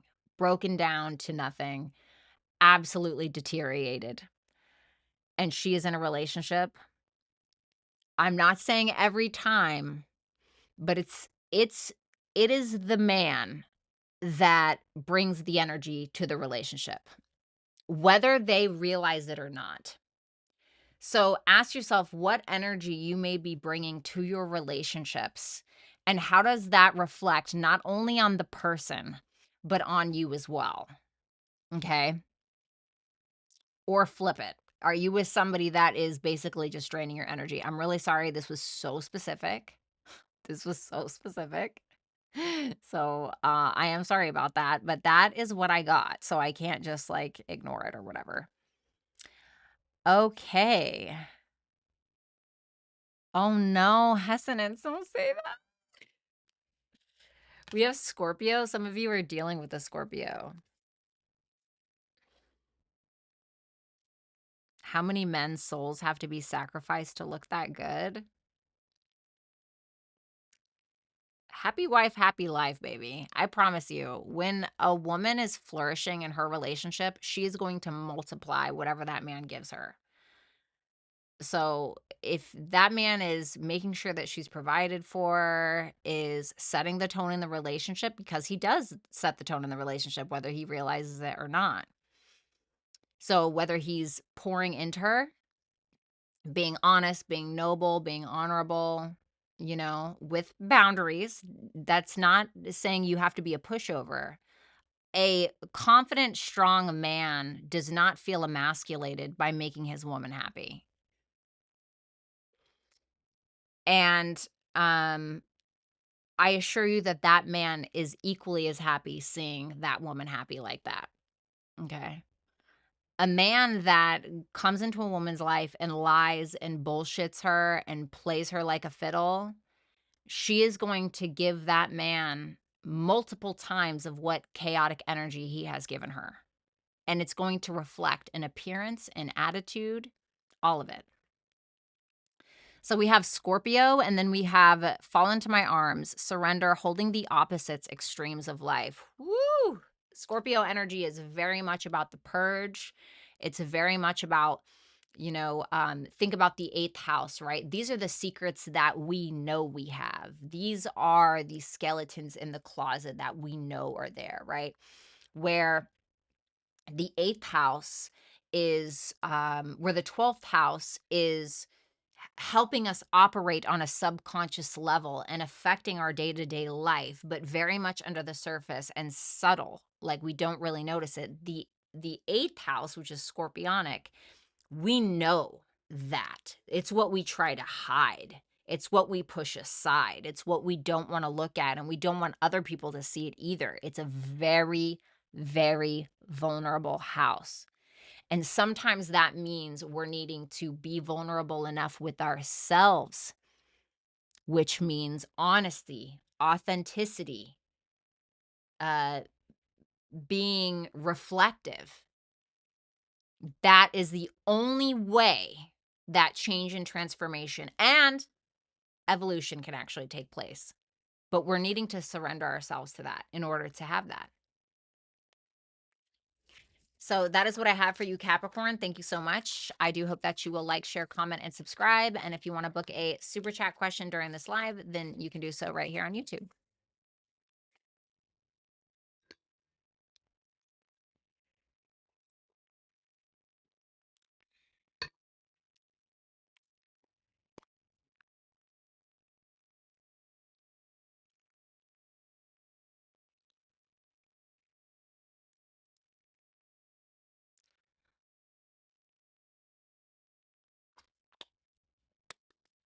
And even, I had, played the victim in my life, or so I don't want to say played the victim, because a lot of my life I was a victim, some ways I still am, but to see it through that lens is essentially stripping yourself of your own power. You're saying, "Oh, I'm a victim. There's nothing I can do about it." It's like, and listen, I have been a victim of lots of abuse. I've been the victim of a lot of things, but there has to be a moment, right? Like, this is the funny thing about men for me. Men, I love ya, buddy. Okay. But I'm saying some of you guys get your heart broke like once when you're 14 years old, and that is it. Dead to the world. Every woman is going to feel it. You are not a victim. But what you're going to do is, in your wake of feeling like you're a victim, you know, you are going to create many victims on your path to adulthood. Truly. And I've done it too. I have done it too. But this is sometimes what I notice the difference between men and women. Women will usually, not always, okay, but usually, if they're of sober mind, they will deal with their feelings right there. So a lot of times you'll see when a man and a woman break up, many, many, many times you will see the woman, she's, staying by herself, she's crying it out, she's feeling those feelings, and then she has like the fucking glow up of her life. A lot of the times a man will start to distract himself, or he will try to go out to the bar, he'll go to a strip club, he'll surround him he'll try to surround himself with more women and more women, and then but what that does is it just suppresses the feelings, but it doesn't make it go away. And I know this because I did that. I did that by drinking. And then when I got sober, all guess what happened? All those emotions came up. And so then what happens is men down the line, once they finally decide to deal with those emotions, they can come up years later. They can come up years later, and then they start thinking about that woman that they treated so badly, or that it didn't work out with. And then she will be glowing. She'll be in a new, beautiful relationship because she dealt with those feelings right then and there. But I feel bad because it's really a lot of the times where men treat men so poorly and make them feel so bad about either crying or about being honest about their feelings or their emotions, that they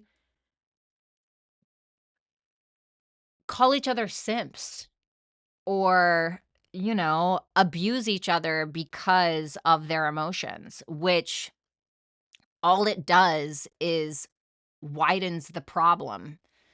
It doesn't fix the problem. It just makes it worse. And so men, instead of dealing with their emotions or crying or doing whatever it is that they have to do, they try to suppress them. They try to run from them. They do everything in the world but try to deal with those emotions.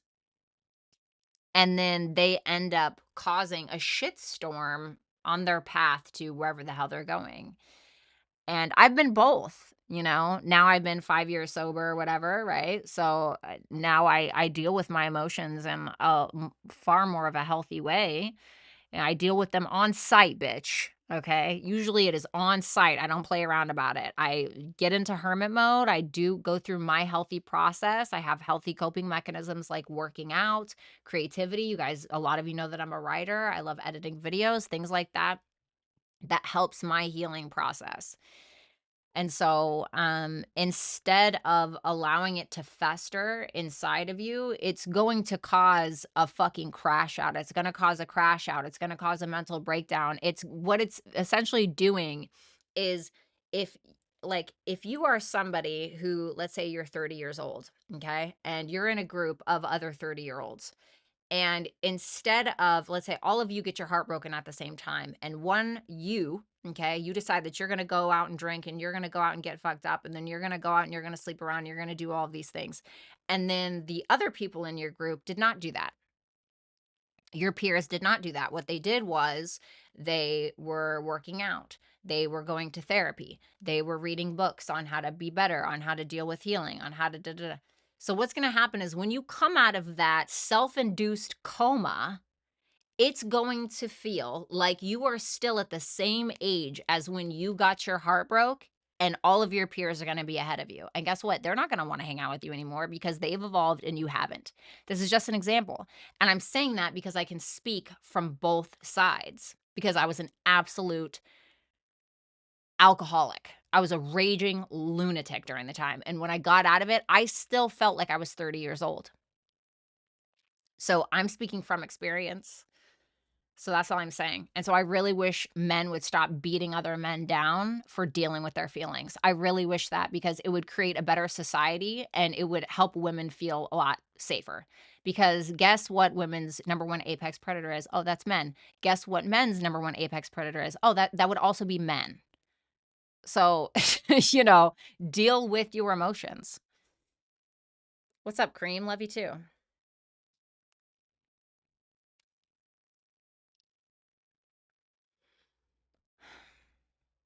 Yes, Goldie, for sure.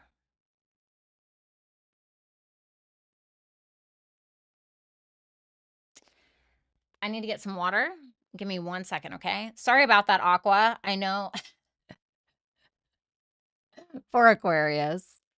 Aquarius is, I really don't get any shit from Aquariuses. Like, I don't think I've ever heard a complaint by an Aquarius in my chat, honestly, or even in my comments. They don't really complain. So shout out to Aquarians. I really appreciate the patience. Let me get some water.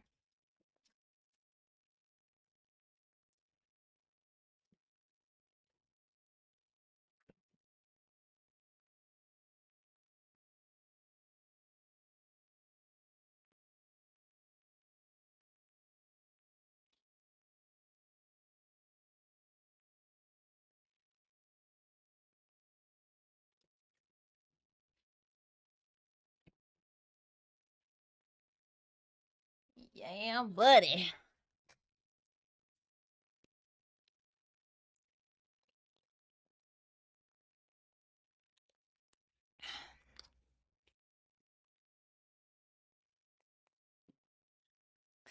All right, let's go ahead and do Aquarius.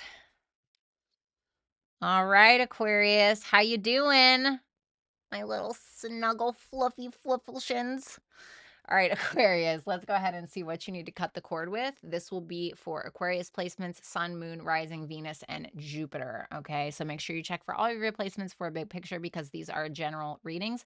If you want to book a super chat question during this live, then you can do so right here on YouTube.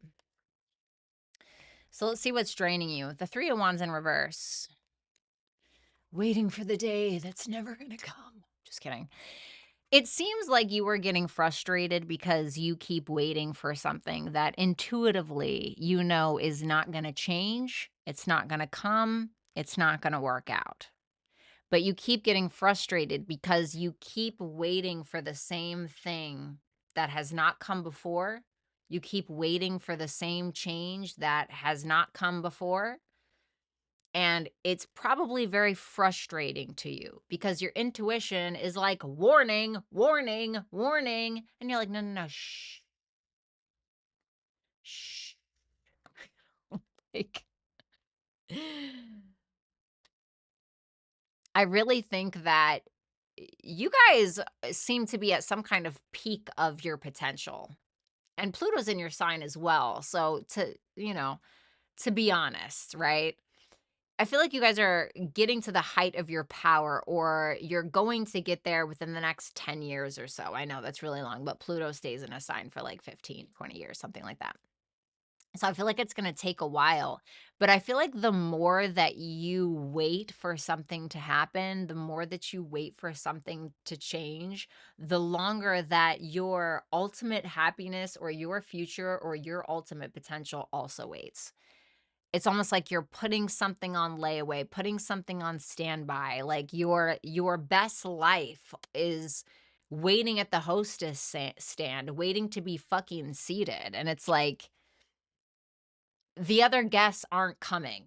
It's almost like a hostess sitting there, and it's filled to the brim, and there's these people who are trying to come in, right? And they show up and they're like, "Hey, do you have a table?" And they're like, "Oh yeah, we have one open table, but somebody made a reservation, so we're just waiting on them to come." And then they're like, "Okay, well, we'll just wait for a table." And nobody leaves the restaurant, right? It's still totally freaking filled. 30 minutes goes by, and the people who are waiting come up to the hostess and they're like, "Hey, do you think that we can just go ahead and take that table? It's been 30 minutes. I don't see that they're coming." And the host is like, "Oh, no, no, no, no, no, no. We're going to wait till they come." And it's like, okay. Do you understand that we're about to spend like $1,000 worth of like drinks and shit, and that waitress is gonna get a big fat ass tip, and you are waiting for these motherfuckers to come in here who made a reservation, made a commitment, and didn't show up to it? Give me that table. You know what I'm saying? And it's like you are the hostess putting your life on hold for something that is not good for business, so to speak. You know what I'm saying? Okay. Let's see here. How can you release it? The Fool in reverse, the Hermit in reverse. Trust yourself is what I want to say.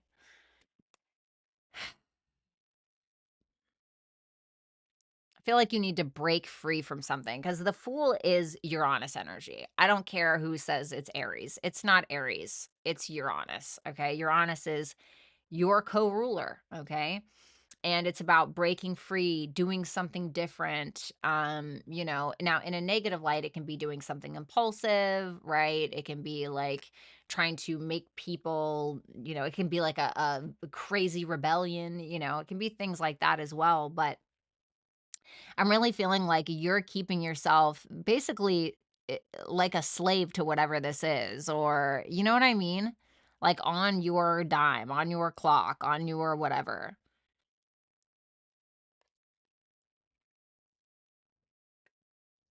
Queen of Cups is here as well. So listen to your intuition. Queen of Cups, High Priestess, listen to your intuition. I feel like you have come way too far just to come this far. You know what I mean?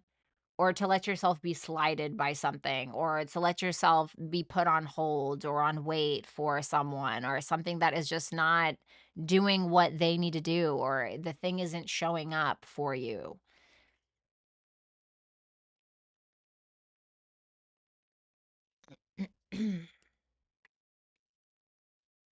How do you keep it from returning?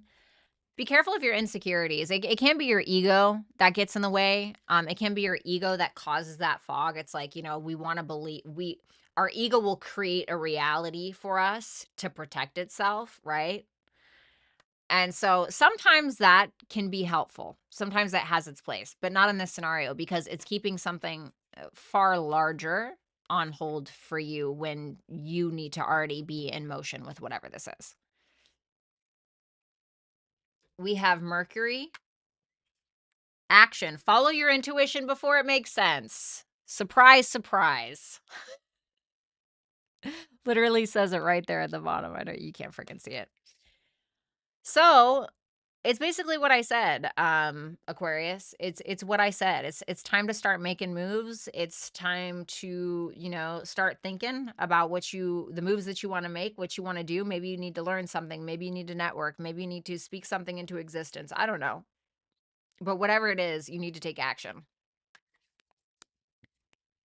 All right. Thank you so much, Aquarius. I really appreciate it. I do hope that you will like, share, comment, and subscribe. And if you want to book a super chat question, you can do it during this live.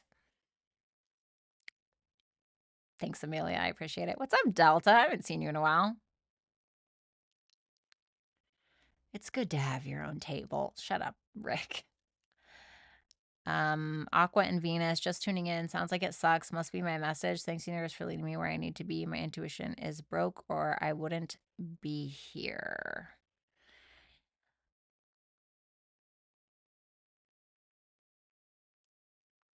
I'm sorry. I don't really know what to say to that. I thought the message was good.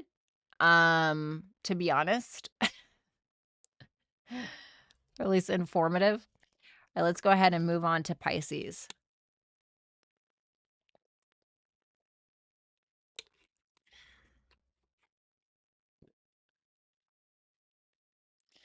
All right, Pisces, how you guys doing? Welcome. Let's go ahead and check you out. Let's see what you need to cut the cord with. This is for Pisces placement, Sun, Moon, Rising, Venus, and Jupiter.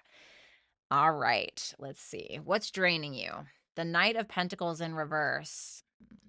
This is reminding me of South Node in Virgo.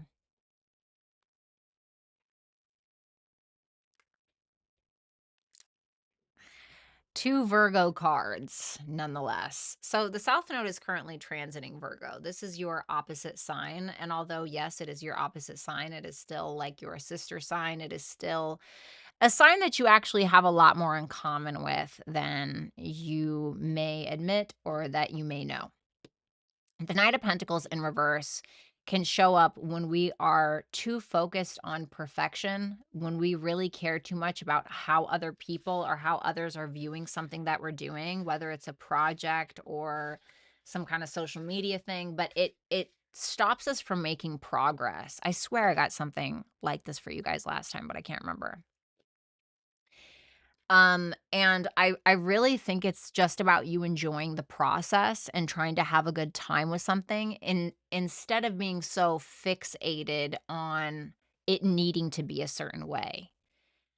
You have what it takes. You have the gall, you know, you're looking good, feeling good, smelling good, at least for what I'm seeing, but there's almost this nagging thought in your mind, well, it's not good enough. Something isn't good enough. Well, if you keep thinking that way, I assure you, being a sixth house stellium and a Virgo sun, you're never going to get anywhere because you're going to be too focused on how other people are going to view it or how it's not perfect to the T. And then nothing is actually ever going to happen. And so it's like that saying where it says, perfection is the death of progression, I believe is what it says.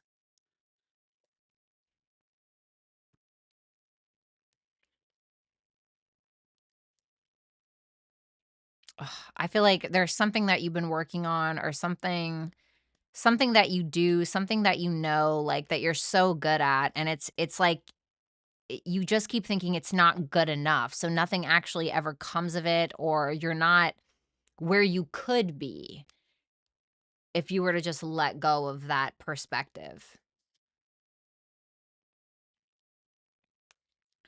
How can you release it? Look at that, it's your card. Love this.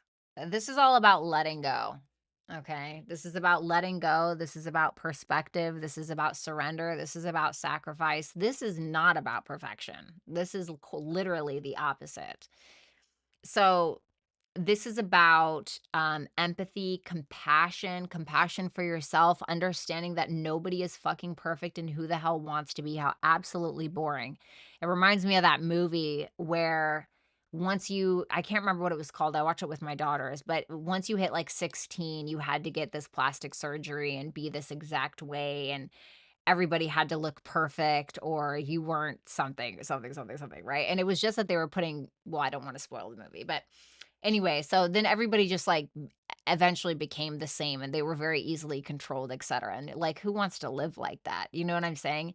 And I think if you start realizing what you think are your faults or what you think are your flaws is actually what's going to help you, is actually what's going to get you where you're going.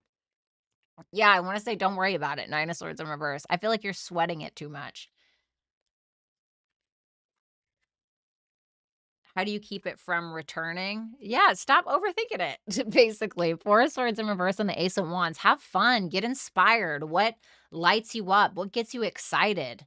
Like, inspire yourself, have fun with it, go for it, you know? Ace of Wands is the starter. The Four of Swords in reverse is like, I'm not going to sit here and be alone or feel like I need to think about it anymore. I feel like you've done enough thinking, you know? I feel like now it's time to start doing. Just get excited. What motivates you? What lights your fire? What lights you up? Then we have house 9. So this is like the bigger picture. Instead of getting lost in the details of things, this is more about the bigger picture, your philosophy. Maybe you want to become a mentor or a life coach or a guru, or maybe you need to work with one. This can also be about thinking optimistically and trying to keep that sense of optimism so that way you can keep your eye on the bigger picture in regards to who you are and what you want to do, and keeping the faith essentially is what it's asking you to do. Protection, loyalty, safety, trust. So it may say that you're protected on this journey, but I also feel like there's a lot of spiritual growth that's getting ready to take place or has been taking place for a while. And as long as you keep the faith in yourself, as long as you stay optimistic, I feel like that's going to really help you build a relationship with yourself that's actually going to be the thing that takes you where you want to go. I heard you're already here. Okay, so that's interesting. So that is what I have for you, Pisces. Thank you guys so much. I hope that you like, share, comment, and subscribe. And if you want to book a super chat question, you can do so right here on the app. What's up, Alexis? Thank you so much. It's nice to see you here.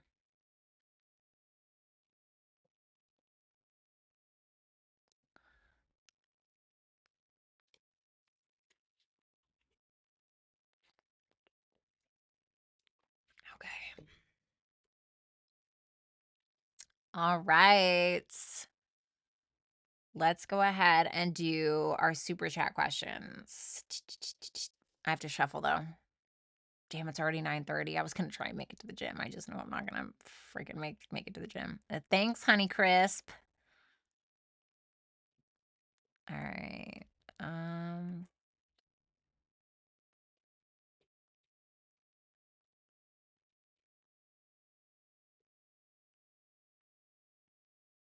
Oh, where the freaking hell is that thing? Okay, there it is.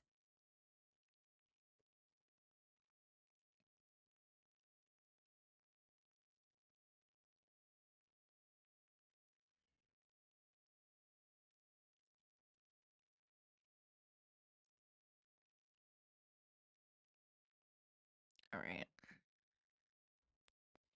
All right, let's do it. I gotta shuffle first.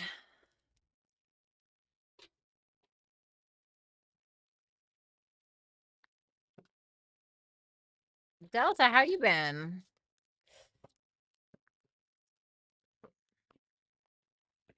Thanks, Luke. You're welcome, Amelia.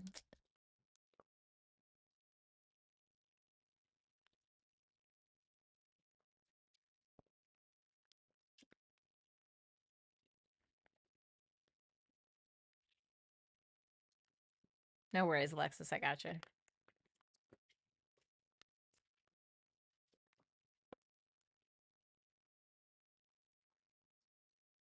All right.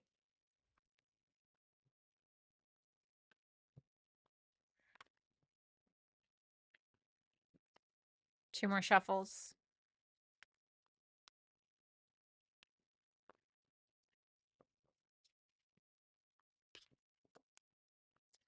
You know what I think? I think it's time for a hoodie.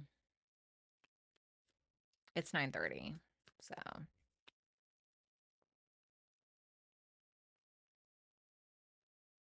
yeah, I feel that too. Delta, I feel that too. Watched The Gorge last weekend. I liked it. What's The Gorge? Oh my God. What's The Gorge?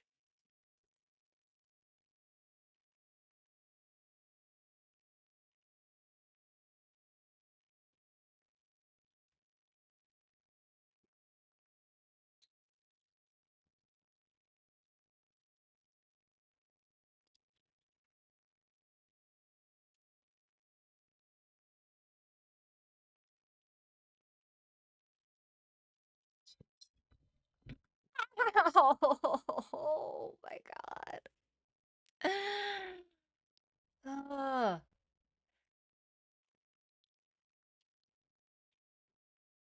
I come in raised just at the gym most of the time when you're on. Oh, love that. Love that, Delta. Love this topic. Great read, per usual. Thank you. Oh, you're welcome, Michaela. What's up, Mason? Thank you. I appreciate that so much.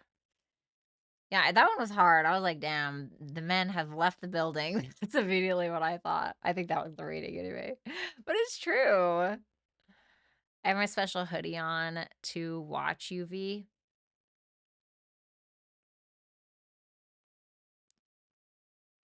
Sir, this is a Kmart. You can borrow my hoodie. Oh, I guess all the men haven't left the chat. The real men. No, I'm just kidding. I'm just joking.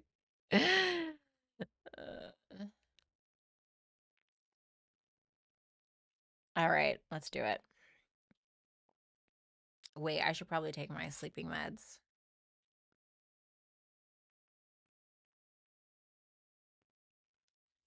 One second.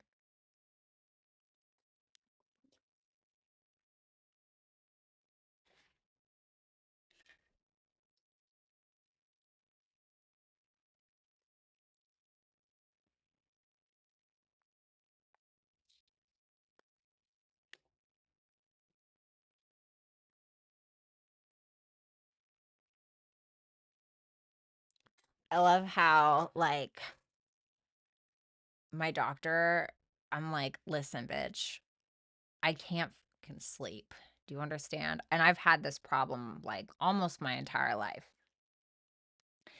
And I was supposed to go to a sleep study many, many years ago, like a decade ago, and I never freaking went because I was drunk. Um, anyway, that was a long time ago. Anyway, so they give me these sleeping meds, and it's like a little measly 25 milligrams. And I have to take 3 of them because it doesn't work. Like, it takes so much to put me out. Like, my brain is like, "Nice try, buddy," you know? "Nice try." It just will I will not go down. I will not go down. It's so bad. Maybe I just need, like, a boob and like a freaking baby. Any volunteers? No, I'm just kidding. I'm sorry. I'm low-key so gay, honestly. What's up, B? Thank you so much for that super chat question. Two highly trained operative grow Chloe from a distance after being sent to guard opposite sides of mysterious gorge. When an evil below emerges, they must work together to survive what lies within. Oh, close.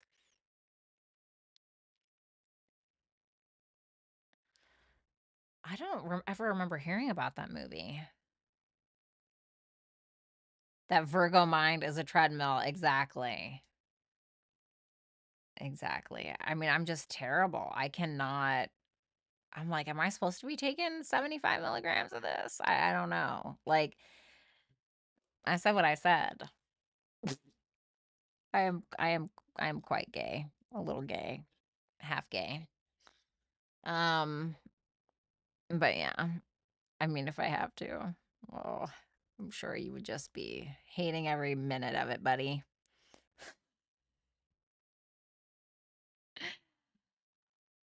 All right, here we go. Down the hatch.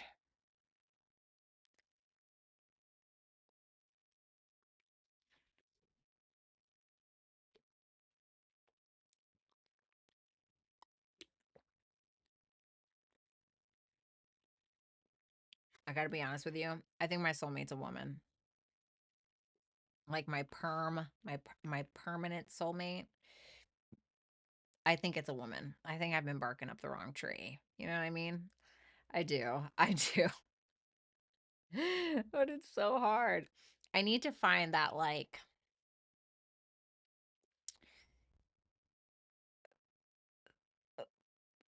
pretty femme, right? I like a good femme, but they have to be like the kind of the siren, have like a little submissive streak, but like a dominant streak too. You know, like me. Kind of like me. Ugh, just so hot. I've had that once. Well, that's not true. Well, I was in a relationship with a person like that once, a woman like that once. But for the men, I don't like the submissive in a man. I don't like that. I do not like that. I do not like it. I don't like it. I don't like that. That's not for me. I can't. I can't. I can't. I'm just like, ugh, no. Not in a, not, no. But I feel like I get stuck with guys like that, you know? But then like they know that's not what I want, so they try to morph into something else. Just like, just stop it.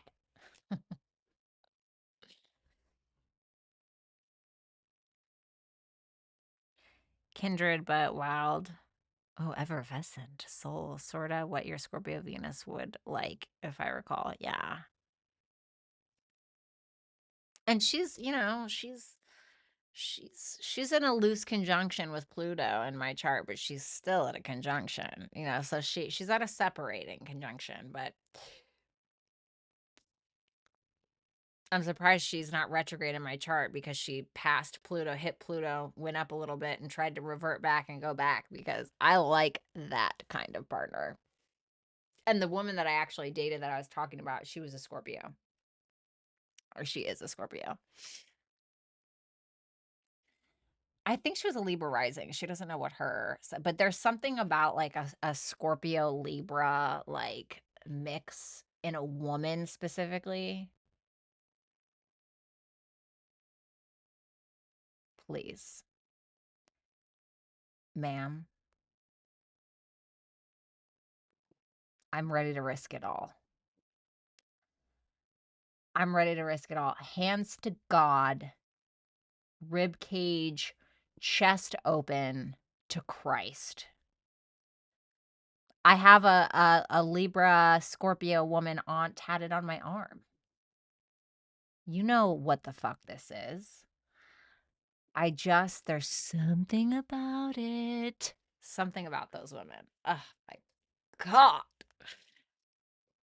Tigress, at the beginning of this, talking about how you are with Venus in Aquarius is exactly how I have been in my last 3 relationships. I almost took my life from fighting so hard for them. No more. Oh my God. It shouldn't be that hard. You know? Like, it shouldn't be that fucking hard. But I'm a hard bitch to be with. I'm a hard bitch to be with because I am always going to hold you accountable. So if you're not ready to grow, if you're not ready to evolve, if you're not ready to look at yourself and be like, you know what? I need to change. I am not the bitch to be with. This is not beginner level. This is not the cute little Nintendo game that you played in the 80s or in the 90s. No. Okay? This is final boss change and transformation hell. But it comes with lollipops. Okay? That have like drugs in them. No, I'm just kidding. I'm just kidding. I'm just kidding. That's a metaphor. That is a metaphor. But I am not the superficial lover at all. And listen, I'm also the type where I get the zoomies, like with my partner. I swear you guys were doing super chats. I'm really sorry. I get the zoomies. Like I will kiss your face until your skin becomes so numb from it. You don't even fucking notice it anymore. You do not understand. I will bite you. I will be obsessed with you, and it will be so worth it. But it's not going to be worth it if you're not willing to change, if you're not willing to be accountable, if you're not willing to look at yourself and be like, you know what? I got to do the work.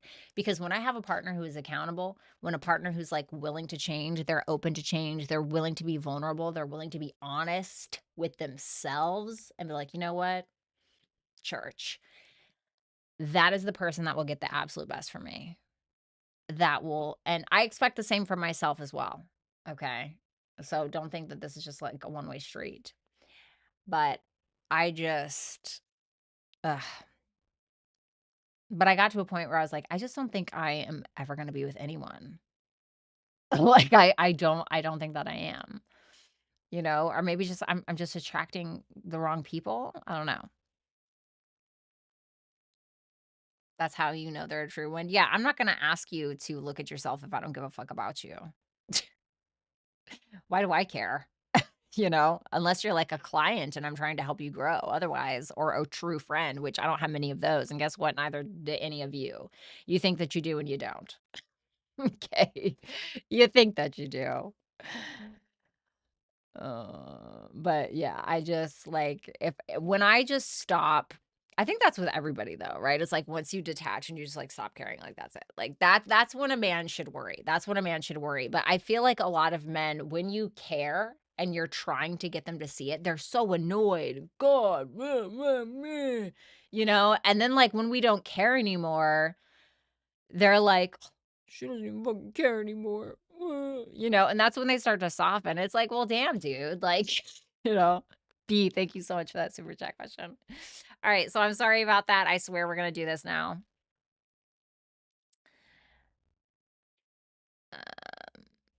Oh my God, Kenneth, that reminds me of Taylor Swift's song. Don't laugh at me, but I swear to God, I think her song "I Did Something Bad" is so good. I, I actually really do. And the only reason that I know that song is because of my daughters. That song, like, slaps. That song is so good. That and Vigilante shit, I was impressed. I was actually solidly impressed. And that's usually not my thing, but I was like, damn, these songs are freaking slap, bitch. My circle is so small. There's only 2 people, my daughter and grandson. That's all I need. Oh, I love that. Good for you. All right, so let's go ahead and do this. I'm sorry, you guys. Actually, I'm really not. I had a really good time talking. All right, let's see. Carpe diem. Hey, Violetta, when is my next relationship? Soon-ish. LOL, eat something good for me. All right, come on over. No, I'm just kidding. I'm just joking. I'm sorry, you guys. When is it? Ooh, Emperor in reverse. The 4 of Pentacles in reverse. I mean, I'm not gonna lie. I mean, I think it's gonna take a while. Pentacle energy takes a long time. Pentacle energy usually takes a while. So I wouldn't expect like a full-blown great relationship like even this year, if I'm gonna be honest with you. I think really, Carpe, I think when it comes down to it, this Emperor in reverse is either the kind of person that you're attracting, or this can be you feeling like you need to control it in some way, right? Like, when is it gonna come, right? Is it gonna come tomorrow? Is it when I really feel like it's just I don't think that you should detach from wanting a relationship. That's going to be something that almost everybody wants, is wanting love, right? Everybody wants love, every human being. But detaching from that question, when is it gonna happen?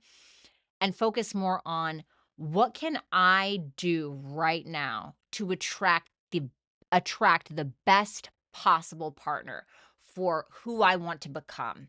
Because who you are right now, if you're doing it right, is not going to be the same person that you are in 2 years.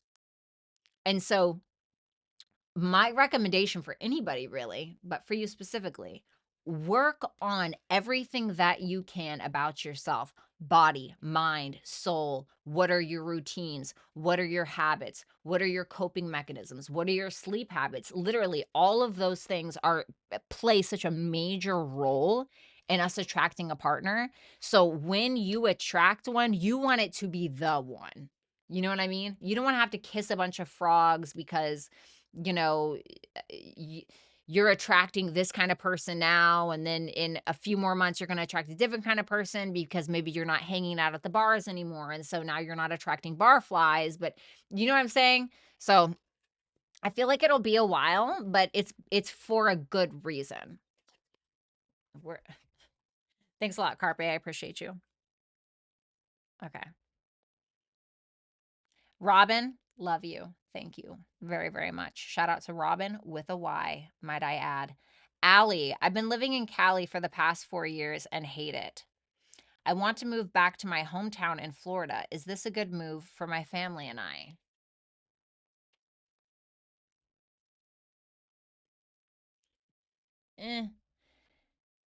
The Knight of Swords in reverse with the Moon in reverse makes me feel like you may be doing this from a place of anxiousness or a place of worry or apprehension or something. And it's telling you that this is not the way to decide.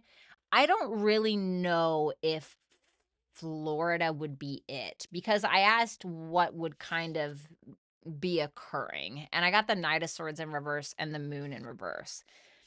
This to me feels like there's something tied to this Florida living situation where you would need to take a more passive approach, or you would lack even more clarity about where you wanted to live. But I definitely think that you would end up moving there and think, yeah, this isn't really it. So I don't think Florida is. What I want to say, I don't think Florida is it. What I will say is try to open your mind. Try to kind of see what else might be out there. I know that Florida may automatically be your default because it's your hometown, but why not look at, like, now this is just an example, but why not open up your mind to, like, Oregon, right? I was born there. It's fucking gorgeous there, but it depends on what you want at the same time, right? It depends on what you want. And so I think keeping your mind open, and then I feel like when you find the place, I feel like you'll know it. You'll be like, "Oh man, that's it. That's it." You know what I mean? So give yourself a little bit of time if you have it. Thanks a lot, Allie. Shout out to Birdie and Delaware Tom for becoming dragons. You guys are the shit. Then we have Malik. What does he want from me? King of Swords in reverse, Ten of Cups in reverse. The Empress. Your energy, your femininity. You know? I would be a little cautious with this, because this person,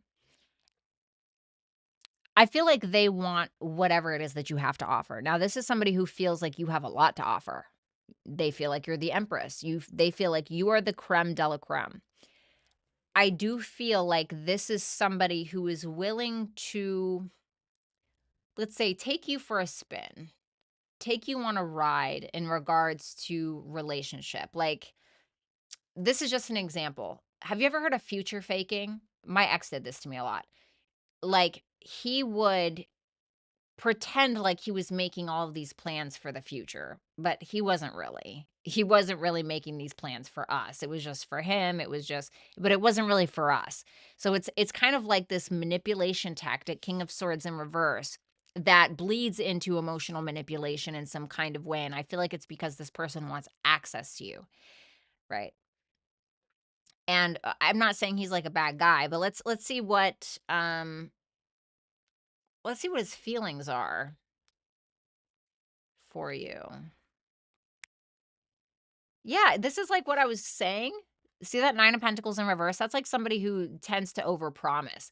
I think that this person feels like they are less than you. The Nine of Pentacles in reverse can talk about somebody who's codependent, absolutely. It can also talk about somebody who feels like they have to prove something. They feel like they have to overpromise, but they can't actually deliver. This is somebody who is keeping the balls in the air, but I feel like they're ultimately pretty indifferent with that Four of Swords, because the Four of Swords isn't always about healing. It's not always about alone time, although sure, maybe that's it. But with the King of Swords in reverse in combination and the Ten of Cups in reverse, it almost makes me feel like his decisions are being made from a place of indifference or a place of detachment. But he thinks that you're the creme de la creme. I just don't know if he's willing to step up and be your equal. He may end up. Have you ever seen the movie Don't Worry, Darling? It's about this man, and he's married to this brain surgeon. I think she's a brain surgeon. And, he's kind of he's not really got anything going on with his life. Um, I don't wanna spoil this for anybody. I'm afraid. This is, like, one of the best movies, I think. I think it's one of the greatest movies. So, if you don't want me to spoil this, and I really don't wanna spoil it for you, but if you don't want me to spoil this, then I, suggest you just, like, mute me or something like that, okay? Give me a second. Greatest movie, though. So incredible. So, he ends up, somebody creates, like, a computer generated world, and he can't live up to how he sees his wife, right? She's like stellar. She's gorgeous. She's stunning. She makes all this money. She has a great job. Everybody just thinks she's so beautiful and all these things. And he's just like a shadow. And so basically, he ends up putting himself and her in this like computer generated world that's not real. And her body and his body just lay next to each other on the bed with this thing on their eyes. And she doesn't know what's happening, right? And in this world, he's the breadwinner. He bought the mansion. He bought the car. He and she waits for him every day at home in this like, Stepford wife outfit. And, he, gives her head on the dining table and like, the life that he wants cuz he can't really step it up in the real world. And of course, now that's a very extreme version of how sometimes people in relationships try to dim other people in order to feel like the better one or whatever it is. But you be careful with that because it reminds me of that movie. It really reminds me of that movie. Jupiter is your advice, and devotion, potency, make your life a moving prayer. Well, Jupiter can be about faith. It can be about spiritual growth, spirituality in general, and it may be asking you to make your life a moving prayer, to focus on a spiritual practice, something that is of a higher mind, something bigger than yourself that you can believe in. And somehow that's prevalent or prominent for you in this particular advice. Thank you so much, Malik. I hope that that helped.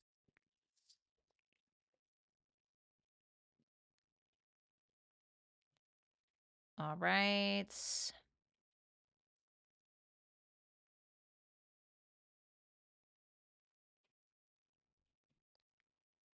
Yeah, you guys, that movie was so good. It's one of my favorite movies. I thought, and in my opinion, I have good taste in film. That's just my opinion. North Node in the 12th house, baby. Come on. I think I have, I think I'm great with film. Megs the Pisces is Jonathan interested in dating me? Let's see how he sees you. That's what I want to see. How does Jonathan see Megs? The world. Ace of Cups, the Magician in reverse. So the world, the Ace of Cups, and the Magician in reverse. This is very interesting. It's interesting to me because on one hand, he sees you as somebody who has a lot of love to give. He sees you as somebody who has a lot that you can pour into another person. He may feel like you're very intuitive, somebody who stands on solid ground, somebody who is what they say they are. The world energy can also be somebody who maybe is very well rounded. It can be Saturnian energy. It's also the energy of Taurus, Leo, Scorpio, and Aquarius. He may feel like you're very fixed in nature, or he may feel like you are just somebody who works very hard, who doesn't mind finishing what they start, who really puts the work in. Once again, somebody who's also very emotionally intelligent is what I want to say. The Magician in reverse, though, he may feel like you feel powerless to make this happen at times, or he may feel like some of this comes with some self-doubt about what you actually have to offer. Let's see what he wants with you. Is he interested in dating her?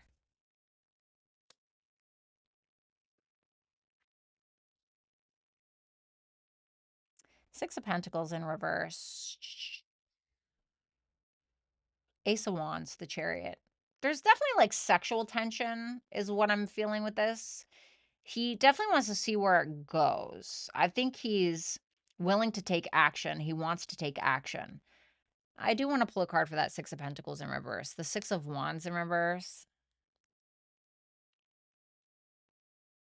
He may feel like something isn't totally equal, but he may not be wanting to give that any kind of attention.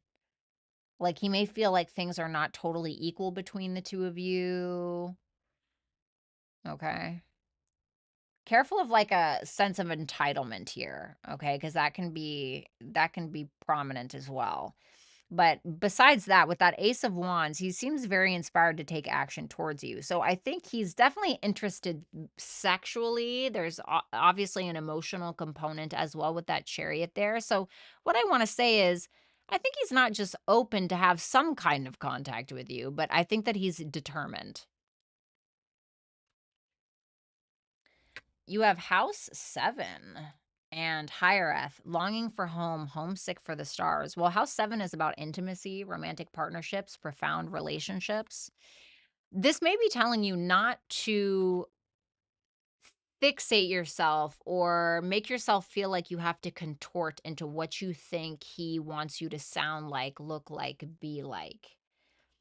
Because you may feel like if you're somebody who grew up, you felt like an outcast, or you felt ostracized, or you felt like you weren't good enough, or you were just looking for somewhere to plant your seeds, but you felt like they just weren't growing.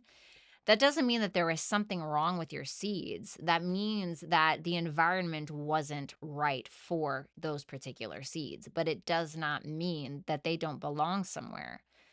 So you could really take the Venusian approach, plant your own fucking garden, be completely authentically you, not saying that you're not, and watch whom or what that attracts. Okay. Because that is who belongs in your corner. That somebody who appreciates the garden that you have already grown, right? You don't need to pull out your flowers because somebody doesn't like them, right? You don't need to make your garden look different because somebody doesn't appreciate that. You know what I mean?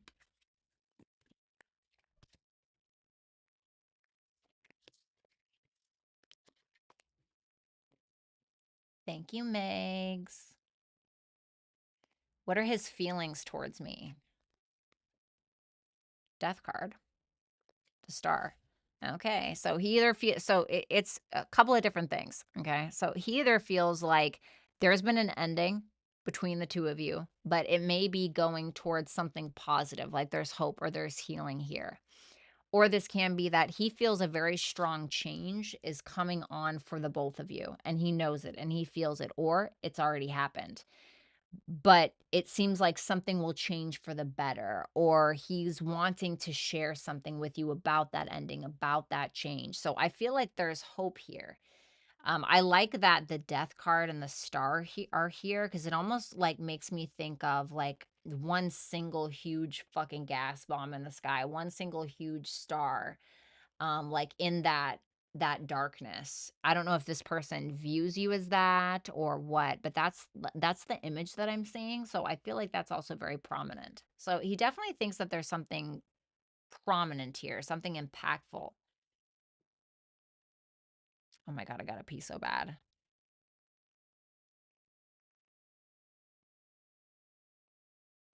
I love you too, Megs. Oh my god, hi Natalie. No freaking way. I have not seen you forever. Oh my god. Oh my god, I love you. I can't believe you're here.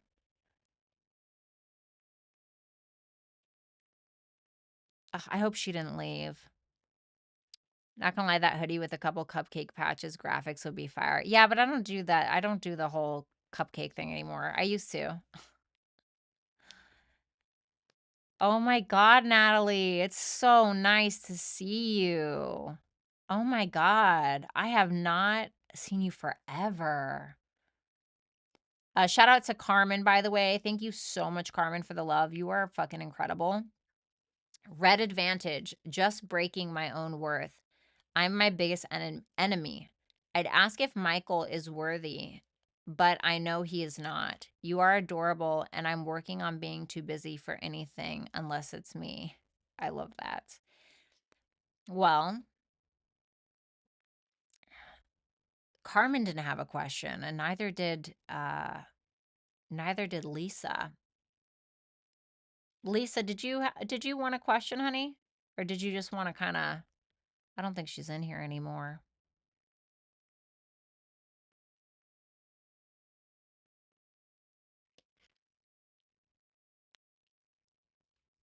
Hmm. I don't know. Lori, what do you think? Did you hear what she said? I don't think that she had a question. It sounds like she wanted to support.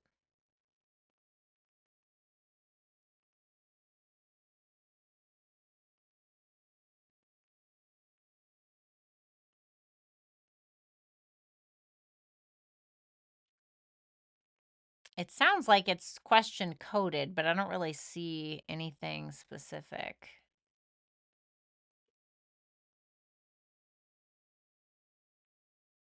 No, she was just supporting you. Okay, okay. Thank you so much, Lisa. You're incredible. And good for you, by the way. God, I have to pee so bad. I can't even stand it. BRB.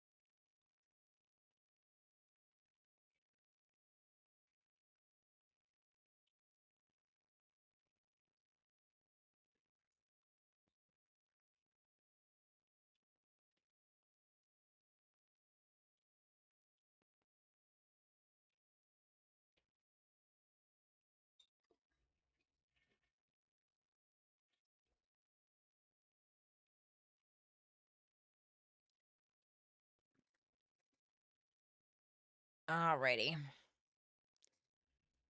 Ashley B, does my ex Colton have feelings for me? He definitely has perspective, but I don't know if he's really willing to share that perspective.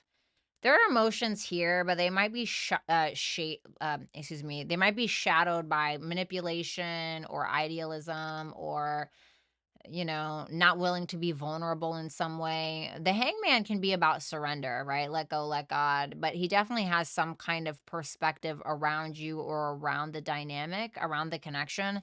And he may feel like judgments have been clouded. So, do I feel like he has feelings? I do.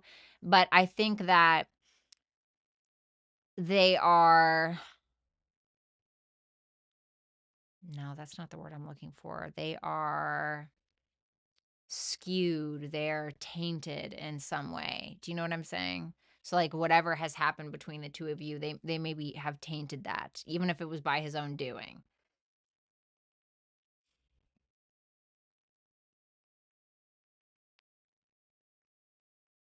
No, and I never noticed this mirror on here.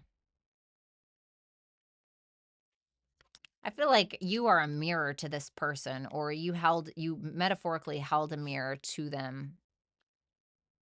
And I don't think they want to look in that mirror. Or to you. I mean, I don't know.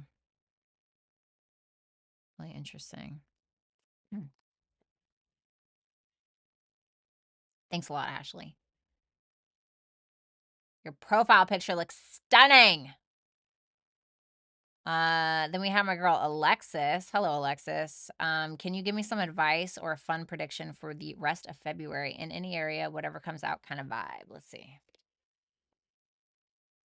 Show me only the good stuff. Let's go. Come on.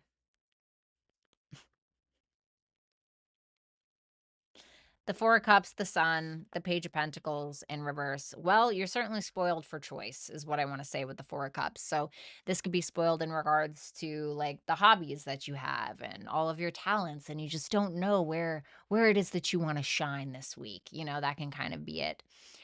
This can also be a very strong sense of optimism despite your setbacks or despite some kind of disappointments. So I see like you making something of it. So for instance, right, you've gone through a heartache in the past few months or whatever, and now you like make the best song ever. You make the best fucking song ever, right? That can be like Four of Cups, the Sun energy, because the Sun is about Leo. It's about performance, it's about expression, and it's also about optimism. It's also about your heart. So I feel like if you're feeling down right now, or if you're feeling disappointed, or you're feeling like you had to reject people, places, things, whatever, I feel like the sun is going to shine again despite these missed opportunities.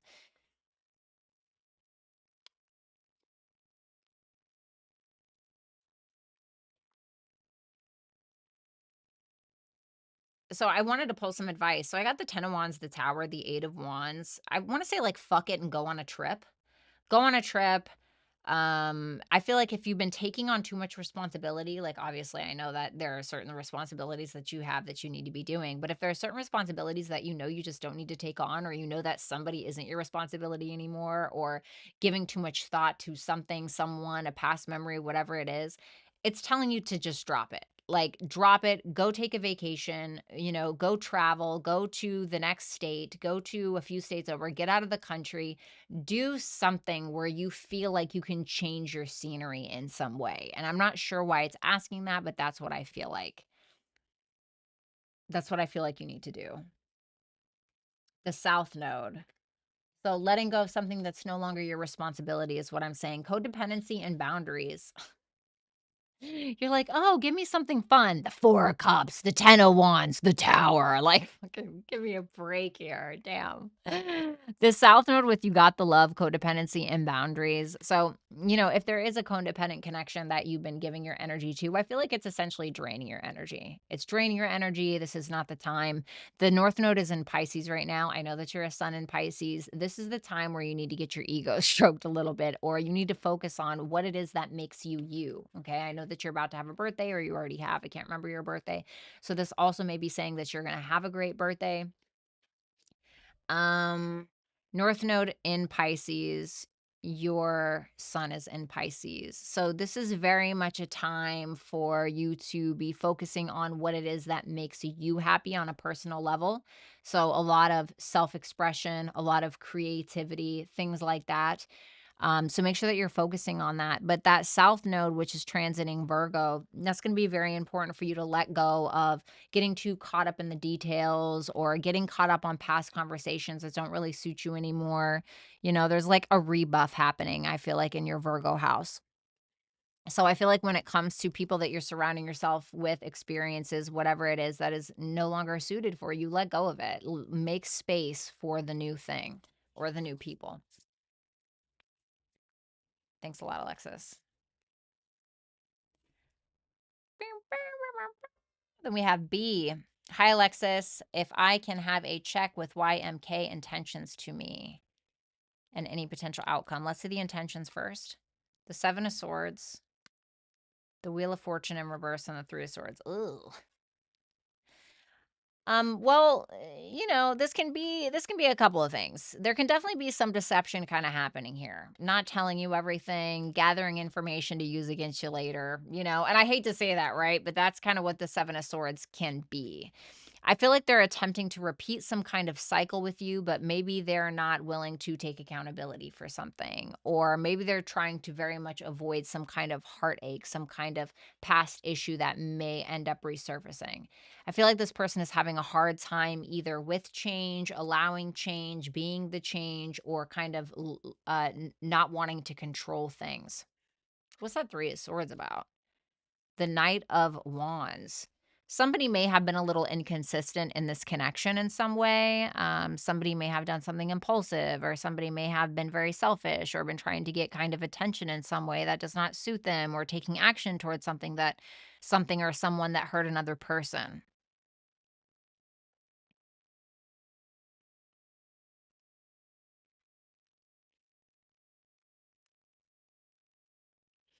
Um, I don't know if you're a feminine or a masculine. Your profile picture and stuff doesn't show. So let me just say, the 9 of Swords in reverse with the 7 of Wands to the Queen of Swords. Let me put it like this.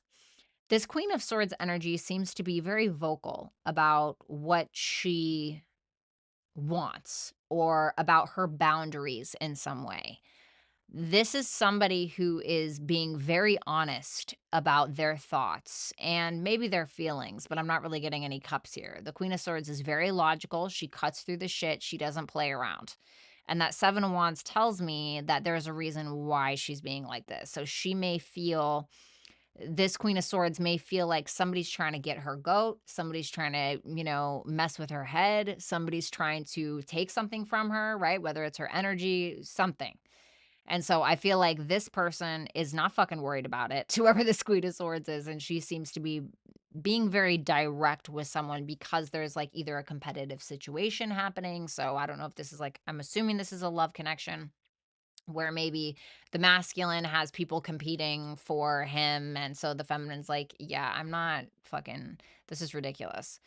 So I don't know, I feel like there's some kind of boundary being placed. Taurus, this is about self-worth, self-value, patience, sensuality, trust.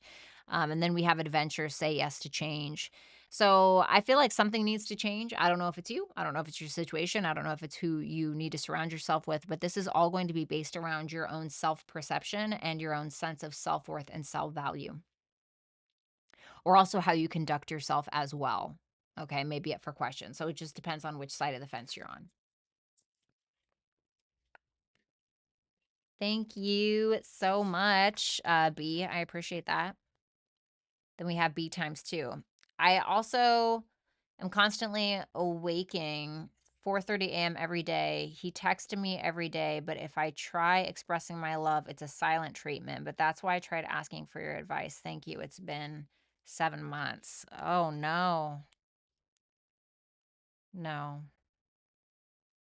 I'm still going to pull advice for you. The King of Cups in reverse, the Three of Pentacles in reverse, and the Five of Swords with the Five of Pentacles. Can I be honest with you? I really think that this person has taken you on a ride, okay? And not a fun one. Certainly not for you. This to me looks like somebody who is manipulating you, even though he's not trying to really work as a team. He's not trying to work towards a common goal. He's just trying to get what he needs from you. That's the King of Cups in reverse. And that can be your affection, your attention, your intimacy, whatever it is. And it's really just game playing. It's really just game playing with that Five of Swords energy. I feel like this is for him, this is coming from his own sense of like a lack of self-worth or self-value within him. Because, people that feel good about themselves don't do this. They don't create drama. They don't treat other people this way. So something to think about, okay? And obviously, I'm thinking of you. Um, hey, Divine, I really appreciate that super chat question. Thank you so much. Please keep in mind that all super chat questions are for 99 and up. Please make sure that you read the rules, which are pinned in the chat. This one time, I will answer it for you, though, okay? Is David coming back to me? Temperance in reverse. It feels like he.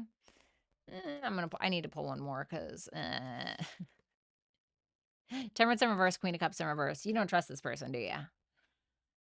Or there's definitely some kind of emotional upsets that's happening that he's very well aware that you're either upset with him or you don't trust him, or he may feel like you're overly emotional in some way. Whether that's true or not, I have no idea. I just feel like these are his feelings. But that temperance in reverse makes me feel like he's being selfish, or there's something that he feels like he is not content with when it comes to this connection.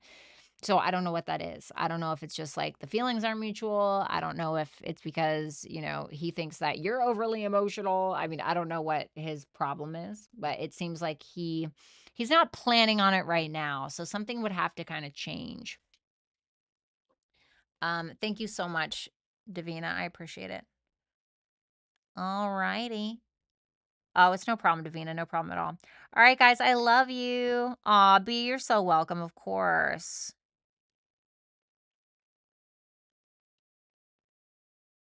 Natalie, you have no idea how incredible it is to see all that you have alchemized. So happy to see you again.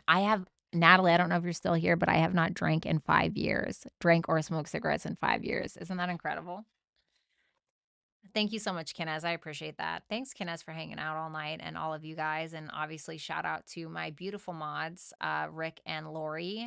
And Rick, thank you so much. And Complexity, obviously. And thank you so much to Rick for doing the timestamps. Every time I do this, it means the absolute world to me. So I love you guys, and I will talk to you soon.